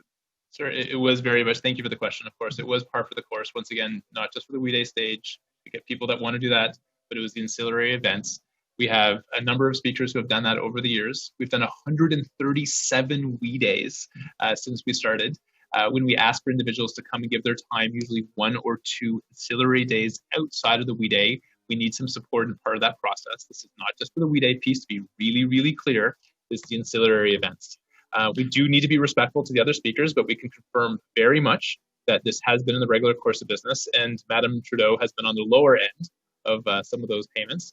And she came not because she was Madame Trudeau, she came because mental health is a very important aspect of our work. And I just want to say that over and over again, as a remarkable mental health advocate, she helped us fulfill our mission. And it may, just to build on that, we create educational content. We do these type of events. We literally do thousands of events a year in big and small communities. We've got breakfast with teachers, events, outreach, like all these things that we do at any given year. We have a massive events team prior to COVID-19's impact, hosting these very events, broadcast TV specials on ABC, CTV, millions who follow us on social media, billions on total social media impressions. Creating content is a huge part of what we do, and it's part of our mission and mandate. Okay, if I may, one of the aspects of my question, and I threw a lot at you there, but I would like you to give an example. Like, are there other speakers that you can share with us that have actually been paid for their services at the auxiliary events around a WE Day? Yes, sir, absolutely. And again, we just would like to respectfully ask the permission of those speakers to share their names, but I want to confirm, absolutely, sir. And they come from all the types of walks of life, sir, and they're very well-known Canadians that you would imagine. Thank you very much. Mr. Chair, I'm probably quite close to the end of my time. Is that You got right? time for one more question. You know what? I just want to, I hinted at this earlier on in one of my questions. I just want to know, you mentioned you've been working on the previous student service proposal that you had developed over the course of a couple of years. Had you submitted things like that back before 2015 when we arrived in office as a government? Had you actually submitted informal, unsolicited proposals to previous governments or our government before this instance?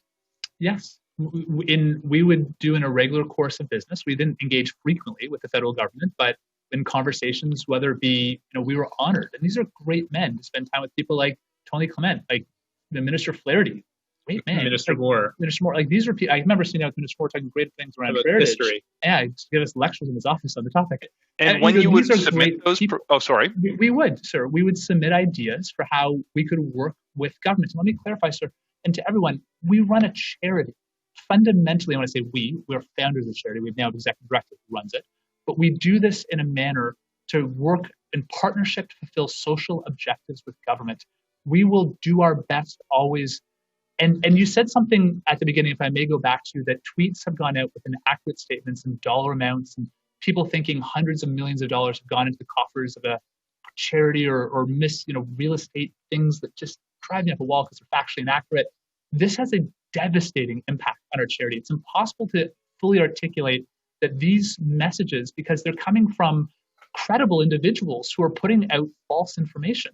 And it is just absolutely devastating to a Canadian charity and to our ability to fulfill our mission and mandate as a result of this.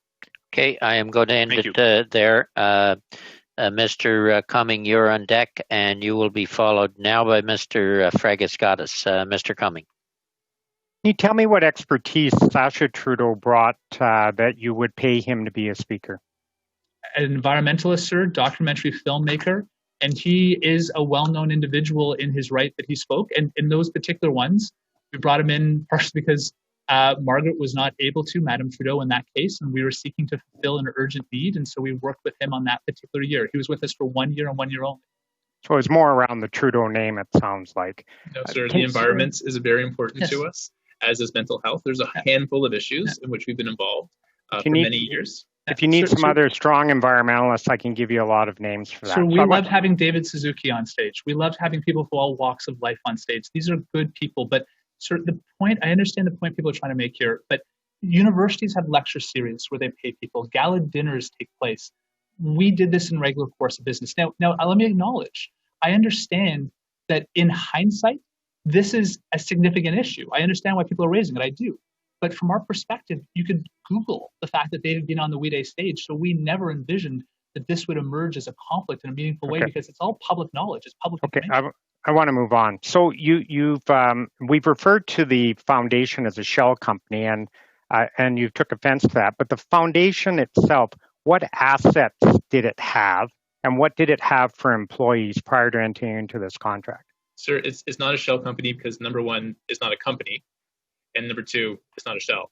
Okay, so what assets does it have? What employees does it have to execute this contract? We have answered this question multiple times, but allow me to frame it this way. Any doctor's office in Canada, any small business in this country understands the reality of liability. This is something Canadians understand. And when we were asked, out of service to Canada, the government of Canada asked us to take on the liability. It's not something we sought, but they asked us in a global pandemic at a time where people were stockpiling toilet paper and afraid of touching the newspaper, to take on the liability for 40,000 participants and for all the nonprofits beyond our operational control, many of these aspects. Okay, I appreciate that. And you took insurance. No, Mr. Cumming, we are going to have to get an answer on this one because it's been answered several times, and obviously people haven't heard the answer. So I am going to allow the time, but I'll give you more time in your question period. And so to answer your question, sir, this was established through the advice of our professional advisors. This was something that was previously on the shelf. As Ms. Douglas mentioned, it was created originally for an idea, never executed for it. So it was on the shelf. It was designed for legal liability. That's why it was there. We officially amended the purpose before all this took place. We amended the purpose as part of the process where we codified the agreement with the government of Canada. It has never held real estate. It has never had a dollar. It existed for a very simple purpose. However, it had extensive insurance, operational execution by We Charity, the staff, the programs.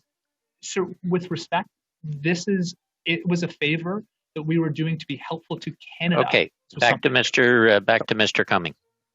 Whose idea was it to front-end load this, that all the capital was received prior to the execution of the contract? Whose idea was that?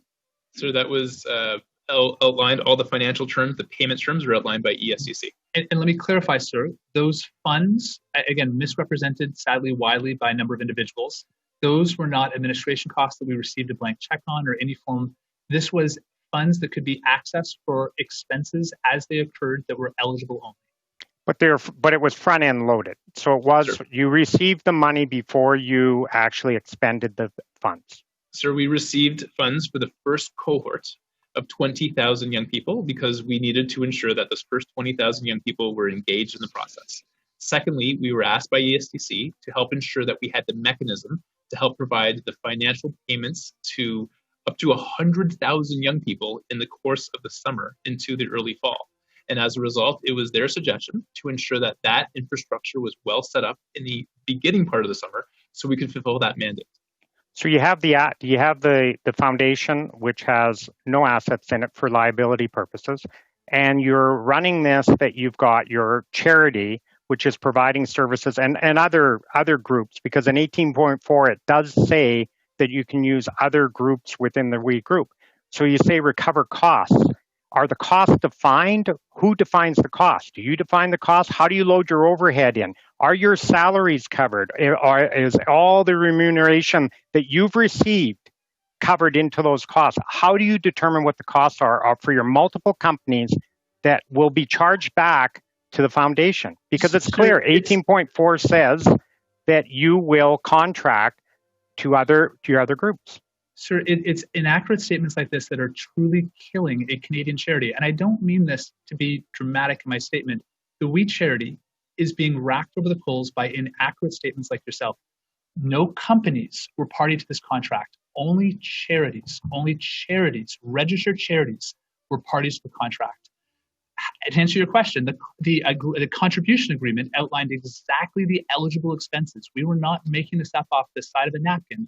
The government of Canada, in the contribution agreement, outlined the eligible expenses. But sir, frankly, you know this. You do know this with great respect. People, like as members of Parliament, don't reach this stage in their careers without understanding what we've explained hour after hour here. And it's this blatant disregard for facts that are being put out here. Comments around companies and comments around money moving in inappropriate levels, that frankly, by continuing this, you're harming a Canadian charity and you're harming young people in this country in the process. Last question, Mr. Cumming. What have the two of you received in remuneration over the last 3 years, each of you individually, from any of the charities that are in this group? If you don't want to come company, social entrepreneurship, all the groups. Sir, Justice Gouge has done a review. It's actually available on our website. We'll happily send it to you. He took over our Team 4 forms because we wanted to properly be able to address this. We will send his review to you. It has our personal financial data in it. I'm not sure whether it goes to you, then goes to the world, but so be it at this point, frankly. But Justice Gouge and also a compensation consultant was brought in by our board of directors that said that our level of compensation compared to those of a similar nature are at a lower end for the role that we play. We will send you that personal information as per your request so that you have it, sir. And sir, okay, thank you. We'll look forward to that information. Turning then to Mr. Fragiskatas, and for the questioner, Mr. Fragiskatas next. After Peter is Mr. Fortin, but I don't know if his system is working, so you'll have to clear that up, or maybe Rial. If you were to click off the video and just go on voice, it might work. We could try that, but you were next on the list. So I have, okay, Mr. Fragiskatas. Thank you, Mr. Chair. Deeply disappointed this afternoon to see issues around mental health politicized as they have been by some members of the committee. Margaret Trudeau has been an extraordinary advocate for mental health issues for many years, and efforts to stain her reputation here are beyond disappointing. I do want to ask the Kielburgers, I want to ask you a question, and it's come up already. Mr. Cervera posed it. It's around data. I understand that you have said that data was not shared. The data of volunteers was not shared with the Liberal Party of Canada. At any point in WE's history, has the data of your volunteers been shared with the Liberal Party of Canada or any political party? We can answer that question decisively. Again, Vivian Krause and others have made, we have faced charity intelligence, which is for people and making inaccurate statements. We have faced Jesse Brown and a blogger who, frankly, were involved in a legal action to try to correct the record, and Justice Gouge, in multiple cases, cited his inaccurate statements he's made. And now Vivian Krause, who has made these claims that I believe she said by Twitter was her source, that we were sharing data with the Liberal Party of Canada. This is just incredibly unfortunate that people are trying to further their own objectives in the process to negatively impact the charity. I can answer the question decisively that we have never shared, not once, data with any party for that matter, including the Liberal Party of Canada. Thank you very much. One of the most important revelations of today, at least for me, has been, and I know Mr. Kielburger, you just spoke about it moments ago, but it is a crucial revelation. This is the idea that there was no financial benefit for your organization in building and administering the program being the Canada Student Service Grant. My question relates to, I sit back and hear that, and I take you at your word, of course, But what would you say to the average Canadian who would say, so why are you involved in something like that? Why the interest in the Canada Student Service Grant? What's in it for you? Was there a personal gain? Was there something along those lines? Could you, and certainly I'm not making that judgment, but I think a lot of Canadians will say when they hear you make the statement that there wasn't going to be a financial benefit. What's in it for you guys? What's in it for we? So when you're 12 and 17 years old and start a children's charity and continue in that role for 25 years, that's the answer to your question.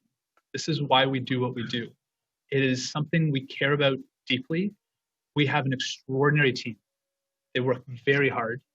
And it is just incredibly unfortunate that in the past 25 days, we have seen the integrity of an organization, the service by thousands of teachers across this country, the work of students who have volunteered, called into question for purposes that have been forwarding other people's agenda when facts are very clear. So why do we do what we do is the same reason 25 years as we do now. We want to help young people and we want to help children. And this is our core. And this is when the government asked us in the middle of a national pandemic, would we work our hardest, even though we had to tighten our belts by laying off staff. That was terrible. Our team had to work doubly hard to implement this. Let me ask you about that, Mr. This is why we did what we did, sir. Mr. Kielburger, let me ask you on that point. Again, to play devil's advocate, and I know Canadians will be asking this type of question. In your opening statement, you said that, and I quote, "We charity would not have received any financial gain from the CSSG program," and it is incorrect to say otherwise. You talk about the organization not being in a difficult financial position. But what about the observation that we had recently laid off many employees, and would that not have pushed the organization in the direction of wanting to find a program to attach itself to gain some sort of benefit? Again, I'm not making that judgment, but Canadians will have that question. Do you have a response? And that'll be your last question. And at any point, did you raise the fact that we had laid off employees with government officials, any government official? Sir, our objective was, again, simply to help when Rachel Warnock asked us to help. And that was the objective. And specifically, yes, we had to make some very difficult decisions. And this was, again, the source of the conversation that was with the witness prior, Michelle Douglas, we have tremendous respect for. We made hard decisions very early on during the pandemic, and we were able to very much financially make those decisions and to ensure stability. When we were asked to help, yes, we wanted to help. And the organization would have not been better off or worse off because of our desire to help. We simply wanted to help. And to the last point, was the matter of we laying off a number of employees raised with any government officials at any point? So we did explain to ESTC that we had to staff up for this experience. We were very clear with them that we had to let go some of our staff in the pandemic, and we explained that we were keen to bring some of those staff members back to help us with this experience in a short-term role. And it wasn't done formally through an email, but it was done through conversations, and they asked us if we had the staffing capacity to do so. And we were very transparent in saying that, yes, under the circumstances, we could look to some of the individuals who did go through those layoffs, and we could potentially bring back on a short-term contract to be of assistance. And a lot of those individuals kindly put up their hand, and they worked really, really hard. And we were about to launch something, very special. Okay, folks, we're starting to get down on time. We'll go to Mr. Fortin for 3 minutes and hope his system works, and then on to Mr. Julian. Mr. Fortin, go ahead. Merci, Monsieur le Président. Monsieur Kielburger, à vous deux, je vais poser une question. Compte tenu de votre expérience en matière de gestion de biens, compte tenu de votre historique de développement avec différentes organisations un peu partout dans le monde, trouvez-vous ça normal que, considérant également vos liens avec la famille Trudeau, et là, je voudrais préciser que je ne critique en rien la qualité de Mme Trudeau, de l'épouse de M. Trudeau ou de son frère, ça n'a strictement rien à voir. Mais compte tenu des liens intimes qui vous lient à ces gens-là, vous les avez engagés parce qu'ils sont de la famille Trudeau, la famille Morneau. Compte tenu des échanges de cadeaux, on parle de plusieurs dizaines de milliers de dollars que M. Morneau rembourse pas, là, selon il se réveille le matin puis il pense ou pas. Compte tenu l'absence d'actifs que vous nous dites dans Fondation, We Charity Foundation, qui devait gérer le programme, aucun actif pour garantir la qualité de vos interventions. Compte tenu de tout ça, là, vous trouvez ça normal que vous ayez reçu un contrat pour gérer près de 900 millions de dollars sans aucun appel d'offres, sans aucune vérification diligente? Ça vous est arrivé souvent, ça? Sir, Mr. Fortin, allow go me. ahead. Thank you.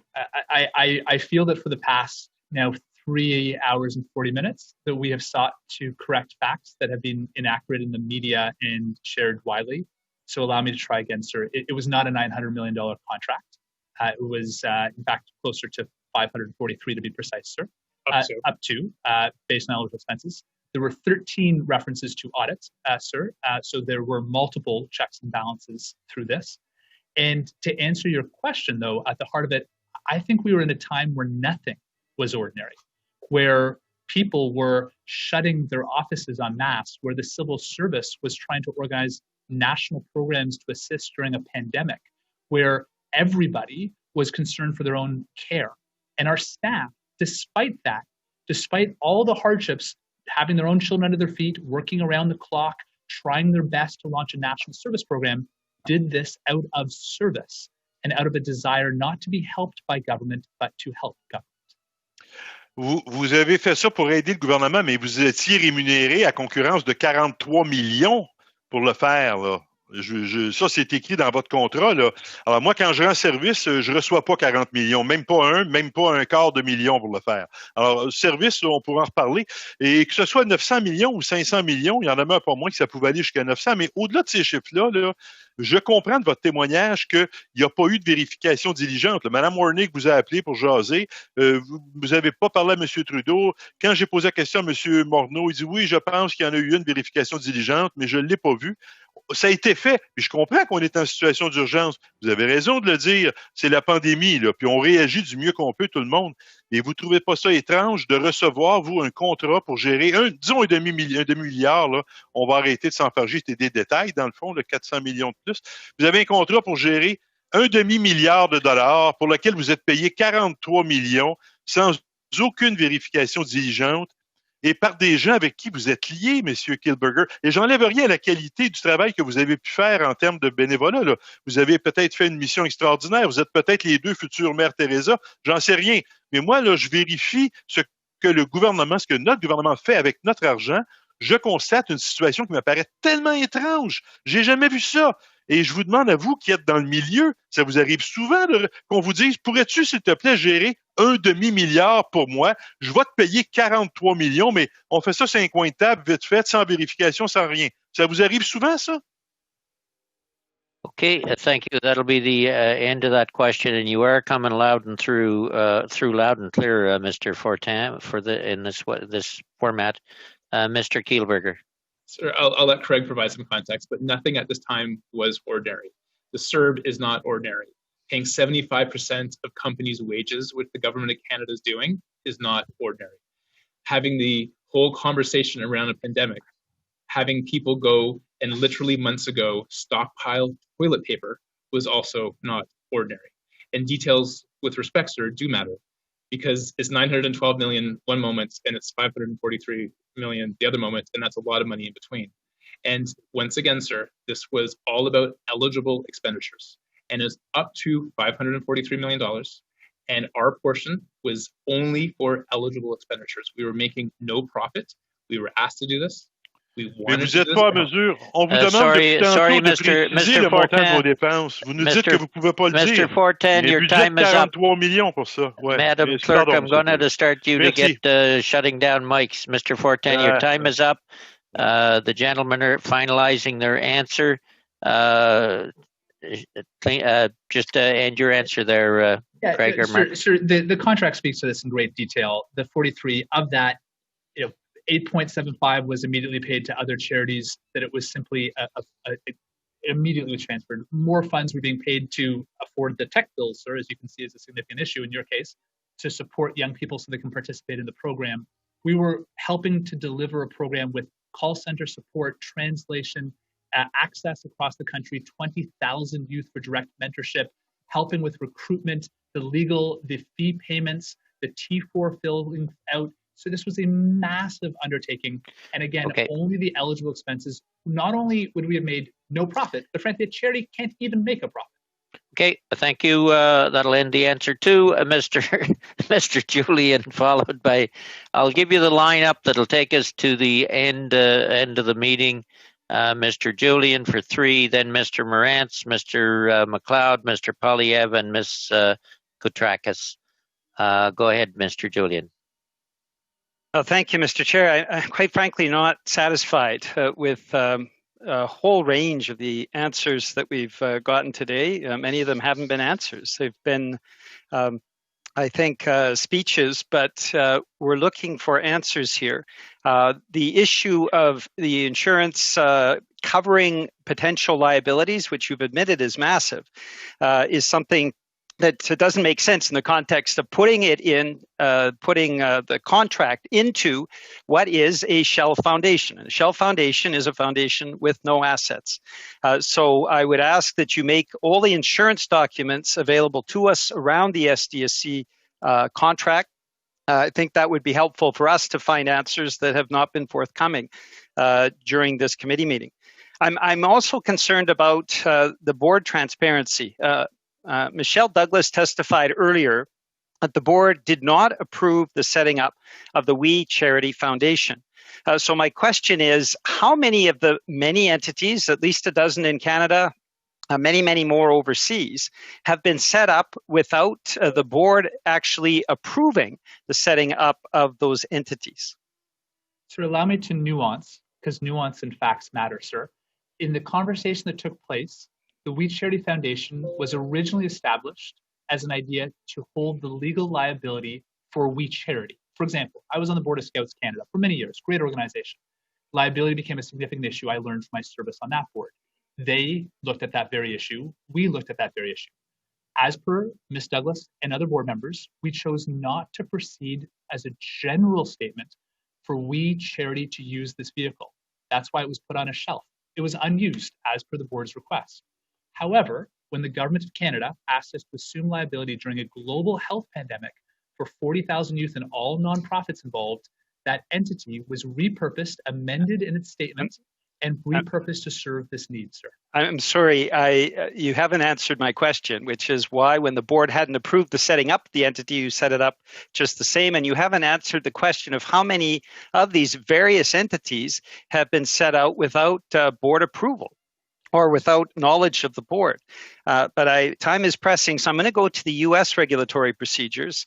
Can you confirm to us that the various We foundations, boards, companies, charities are actually being fully disclosed and meeting all of the requirements of U.S. regulatory filings, including the issue of disclosure of non-arm's length relationships, either marital relationships or relationships that are business relationships?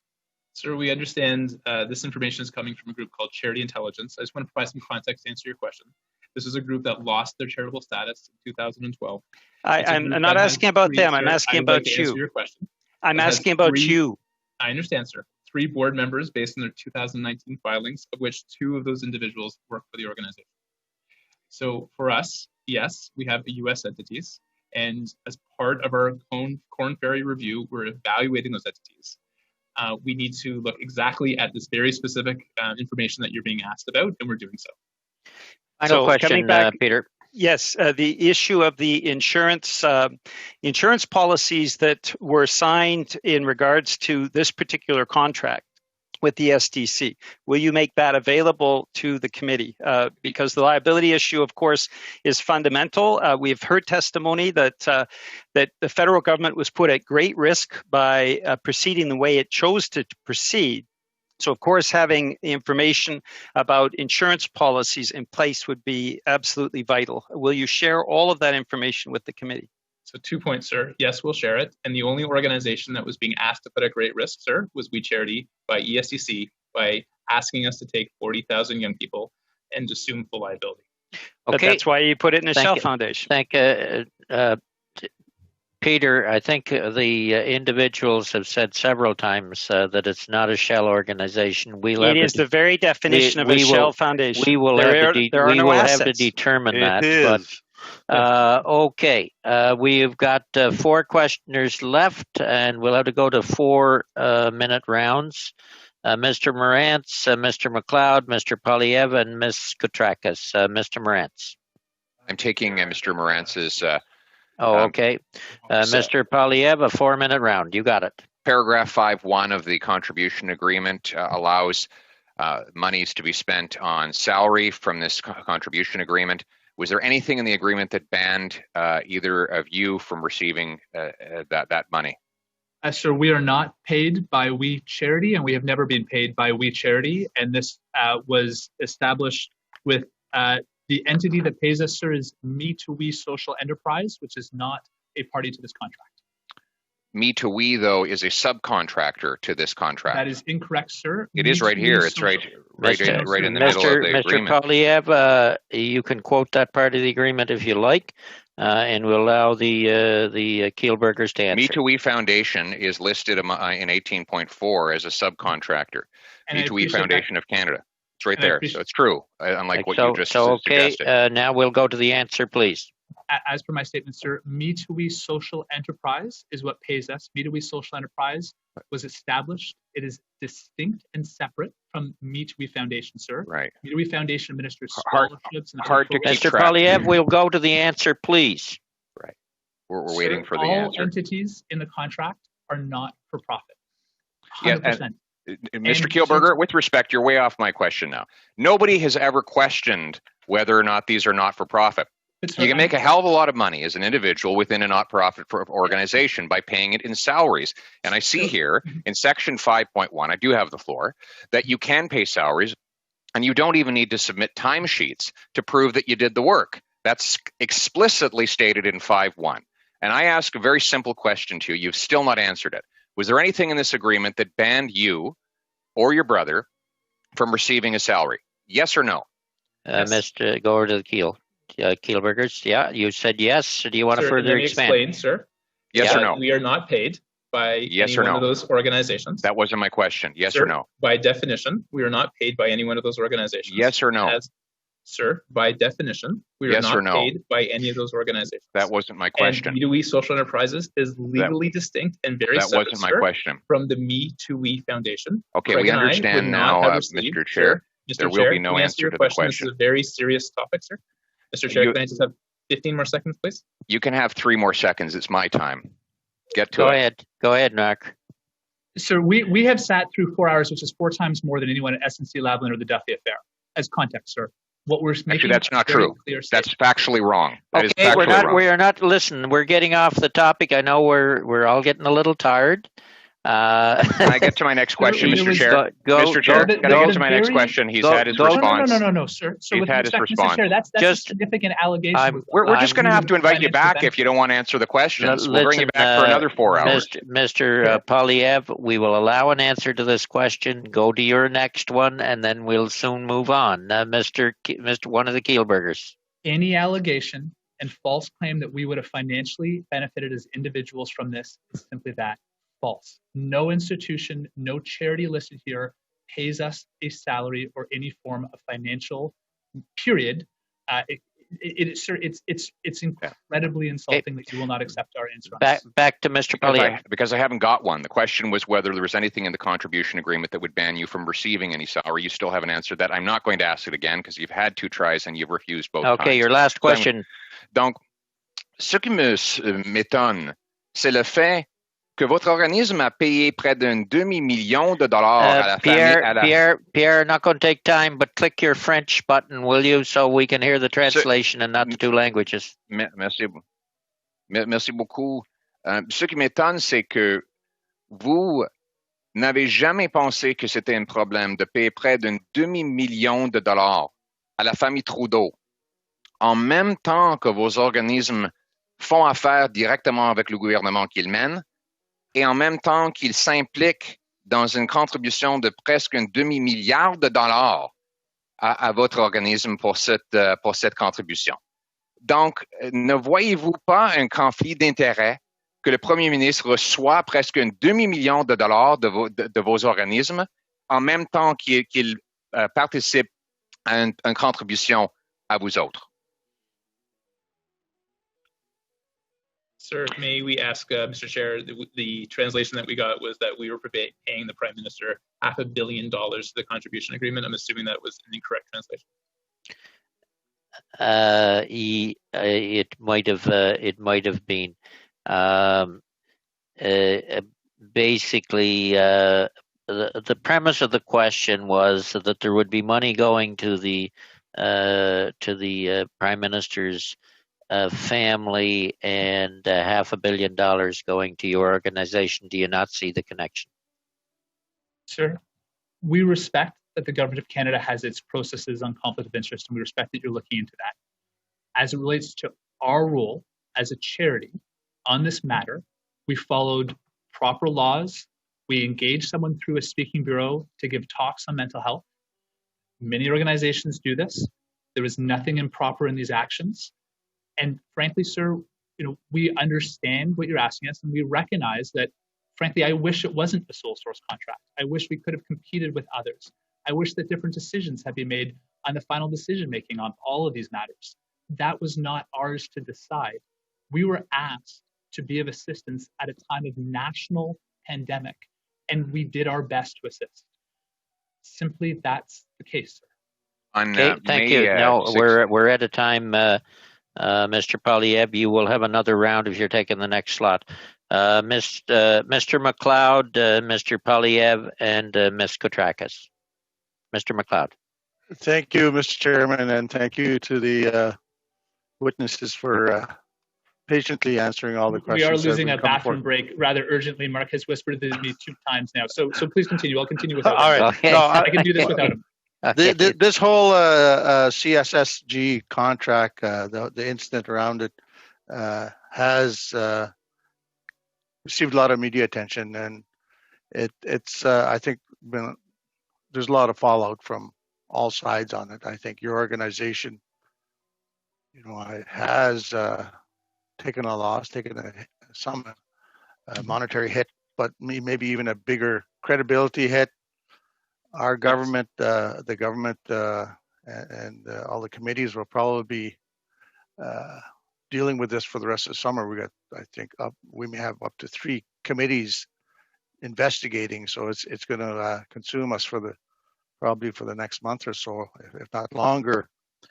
But what we're not hearing about is what this whole initiative was focused on, and that's the youth. Yes. That's what concerns me the most.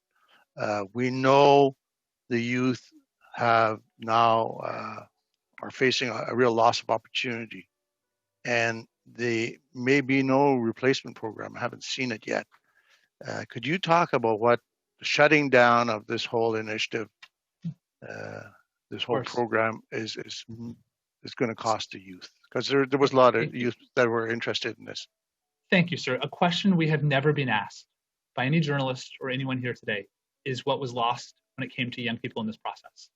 We had an extraordinary service opportunity that had been lined up with Rotary and others to link young people to seniors, to help document their lives, to help overcome the reality of dementia with so many seniors being in social isolation. We had this beautiful program lined up with hospital networks where there would have been support for nurses. And we had another program for their kids at home to make sure that they had a digital mentor so the nurses could take care of us and not be afraid. We had a beautiful partnership lined up with like Tim Hortons children's camps and others because all the camps stopped over the summer. And so young Canadians would have provided digital camp coaching experiences to these youth to help mentor and to support them through this process. So all of this good was lost. All of these extraordinary service opportunities were lost. The fallout had young people not earning the income to support their tuition. I know it was criticized, but these teachers put up their hand over the summer to support 20,000 youth with direct supervision.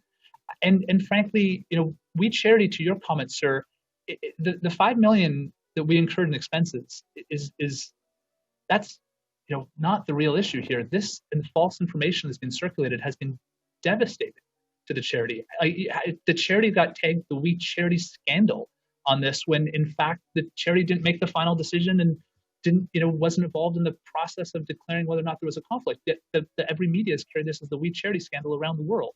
This has been, it's devastating to a Canadian charity through this whole process. And as frankly, there are days that we wish that we had never answered the phone on April 19th when Rachel Warnock called asking for us to help. And it is incredibly unfortunate that the people who are bearing the worst cost in all this are young people who don't have their summer placements. And because of the harm caused to We Charity, so many of the young people and children in Canada that we serve, who we won't be able to provide the same programs to in the years ahead. Okay, I am going to have to end there. Mr. McLeod, 4 minutes for the last four speakers. Thank you for that question and answer. Mr. Polyev, 4-minute round for you, and then we'll end with Ms. Koutrakis. Mr. Polyev, are you there? Section 5.1 of the contribution agreement allowed your organization to be compensated for salary, but expressly said that your organization would not have to keep timesheets. Why did you think it was important not to provide timesheets to show work hours for which your group would be compensated? Yes, sir. We've actually sent out, and anybody in the media or anyone in the public would like to look at it, we sent out a version of the contract with very specific notes, very detailed notes. And the reason specifically is the provision that we would not be required to maintain timesheets and record keeping reflected the fact that we staff had begun to work immediately on the project in advance of the final funding. That wasn't the question. It's not even related. Point of order, Mr. Chair. This is not even related to my question now. It is, sir. The question I'm asking is why they didn't want to have timesheets to show the work done. And he's telling me about the story of Genesis to the beginning of time. It's unrelated. No, Mr. Polyev, I think he is giving you an explanation of why they didn't have timesheets, why they weren't required. So I will let him respond to that, and then we'll go to your next question. So the vast majority of staff that were working on this program were working on it 100% of the time. All right, so you couldn't have kept a timesheet to prove that. All right, we'll move on. You claim that it was the April 19th phone call from Ms. Warnock that requisitioned your help in this program. But Ms. Warnock has testified that on April 19th, she didn't even know the details of the program itself. It wasn't until 2 days later, when your proposal and the Prime Minister's simultaneous announcement of it, did she even find out the details. How is it that she would have asked you to run a program on which she didn't even have the details at the time? She had a number of key details, sir, at that point. She knew that it was, actually at that point, she said it was 20,000 youth. That changed, it increased to 100,000. She knew that it would be over the summer. At the one point, though, it could be summer or full year. She knew that it had to be launched immediately, although that time was shifted. The point I'm trying to make, sir, is that the broad outline of a paid summer service program for youth, she knew the final numbers, the date, and the payment amounts. Those were all details that policy objectives were decided by other people in government. Your testimony contradicts hers. Your testimony contradicts hers, because she says that she didn't have the details, and she also says that she did not say that she asked you to run the program.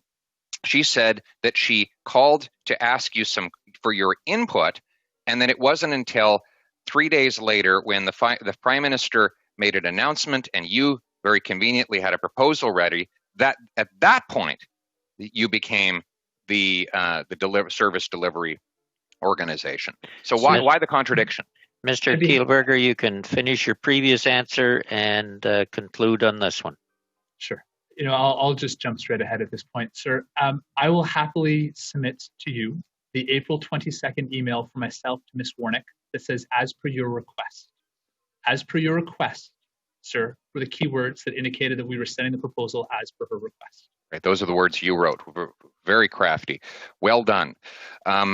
So now, Mr. Chair. Last question, Mr. Polyev. Have you hired private, and you or anyone acting on your behalf, including a law firm, ever hired private investigators that may have looked into media personalities like Mr. Jesse Brown or reporter Jaron Kerr? Sir, if I may say, with due respect, you are reaching to the bottom of a barrel if Jesse Brown is now who you're quoting to bring. I asked you a question, comments. and you're not answering it. Well, I can answer it very clearly, sir. There was a public exchange between Jesse Brown and the lawyer. You're not answering it. Sir, I am. Yes, Mr. Chair. I'm going to answer very clearly with 2 points. Number one, there's a public exchange on Mr. Brown's. Did your law firm hire a private investigator to look into him? Mr. Polyev, your questions are done. Mr. Kielburger has the right to respond, and we will just call you back if you don't answer. And we will conclude with Ms. Kutrakis, I believe. Mr. Kielburger. Sir, we will happily submit to you the Twitter exchange between the lawyer who was involved in the matter and Jesse Brown. It is on Jesse Brown's Twitter. It answers the question decisively. And sir, frankly, we've answered your questions. Point of order, Thank Mr. you. Chair. Thank you. What's your point of order? Point of order, Mr. Chair. The standing orders clearly state that witnesses are required to answer the questions put by witnesses or risk being found in contempt. The question was yes or no whether the witness's law firm hired a private investigator to look into Jesse Brown and Jaron Kerr. The witness then refers to a Twitter exchange, and I'm not interested in looking at Twitter. I'm looking for an answer. So yes or no, did your law firm hire a private investigator to look into these reporters? Yes or no? Sir, we've been here for 4 hours, and now you're threatening us. We just feel that this is not appropriate. There is a very clear public record on this. Yes or no? Yes or no? We will go to yes or no? We will go to Ms. Kutrakis. Yes. Final question. Thank you, Ms. Kutrakis. Thank you, Mr. Chair. I just wanted for the record to correct something that Mr. Kielburger said earlier, calling this a sole source contract, when in fact it's not. It's a contribution agreement. So I only raised Thank you. that I appreciate to that. correct that. Yes, thank you. You're welcome. We've heard through your testimony, as you said, grueling testimony over the last 4 hours, time and time again, the various theories that are out there. But I think that it's very, very important that we end today's meeting by giving you the opportunity one more time to clarify certain untruths. So I will begin by saying that there's a theory out there that's being, put forward implicitly and even explicitly by the opposition and the media, which comes down to the following. We was in financial problems and that a scheme was put together with the concurrence of senior members of the government to create a large student aid program using the pandemic as an excuse and to direct this contribution agreement to to save them financially based on the profit they would make. The implication is that the profit that we would make would be a payback for speaking fees, travel expenses, a job, a trip given to the Prime Minister or Minister of Finance, and for political help to the Liberal Party of Canada. Is this a true representation of what happened? And if not, please address any inaccuracies that may exist in this theory, and I kindly remind you that you are under oath. Thank you Okay, for the gentlemen. Thank you for the question. This is decisively not a true representation of what took place. Allow me to walk through step by step on that time frame you outlined. In the spring, like everyone else, we were affected by COVID-19. Like small businesses, nonprofits, and others across Canada, we had to make many difficult choices.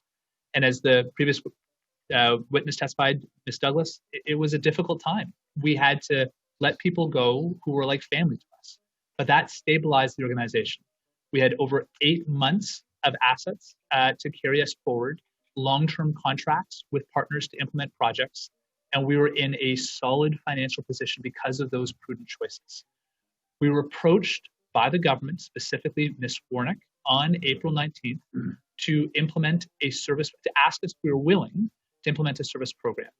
In that case, we sent our best suggestions as per her request for her consideration. There was an internal process in the government, which we frankly can't speak much to, that led at the end of the day for her request for us to work to create this during a pandemic, an extraordinary time of national crisis.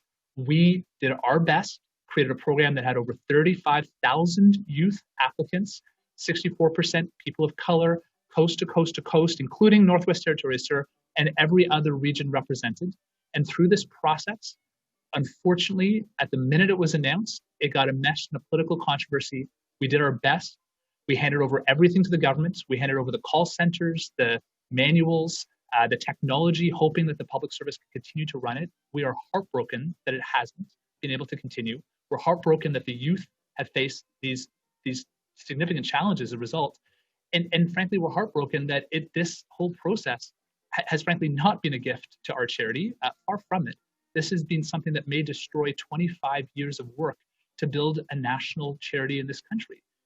Partially because of mistakes that we made, we acknowledge and we apologize, but frankly, significantly because of inaccurate and false information that's circulated to the advantage of various groups and that are seeking a political outcome here. At the end of the day, we had one purpose and one purpose only in our actions. This was not about the government helping We Charity. We Charity sought to help the government and to help young people. Okay, with that, it's a very good note to end on. Sorry, we're out of time. We're actually over time. I do want to, gentlemen, on behalf of the committee, thank you for first requesting to appear for I believe it was an hour, and agreeing to the will of the committee to meet for 4 hours.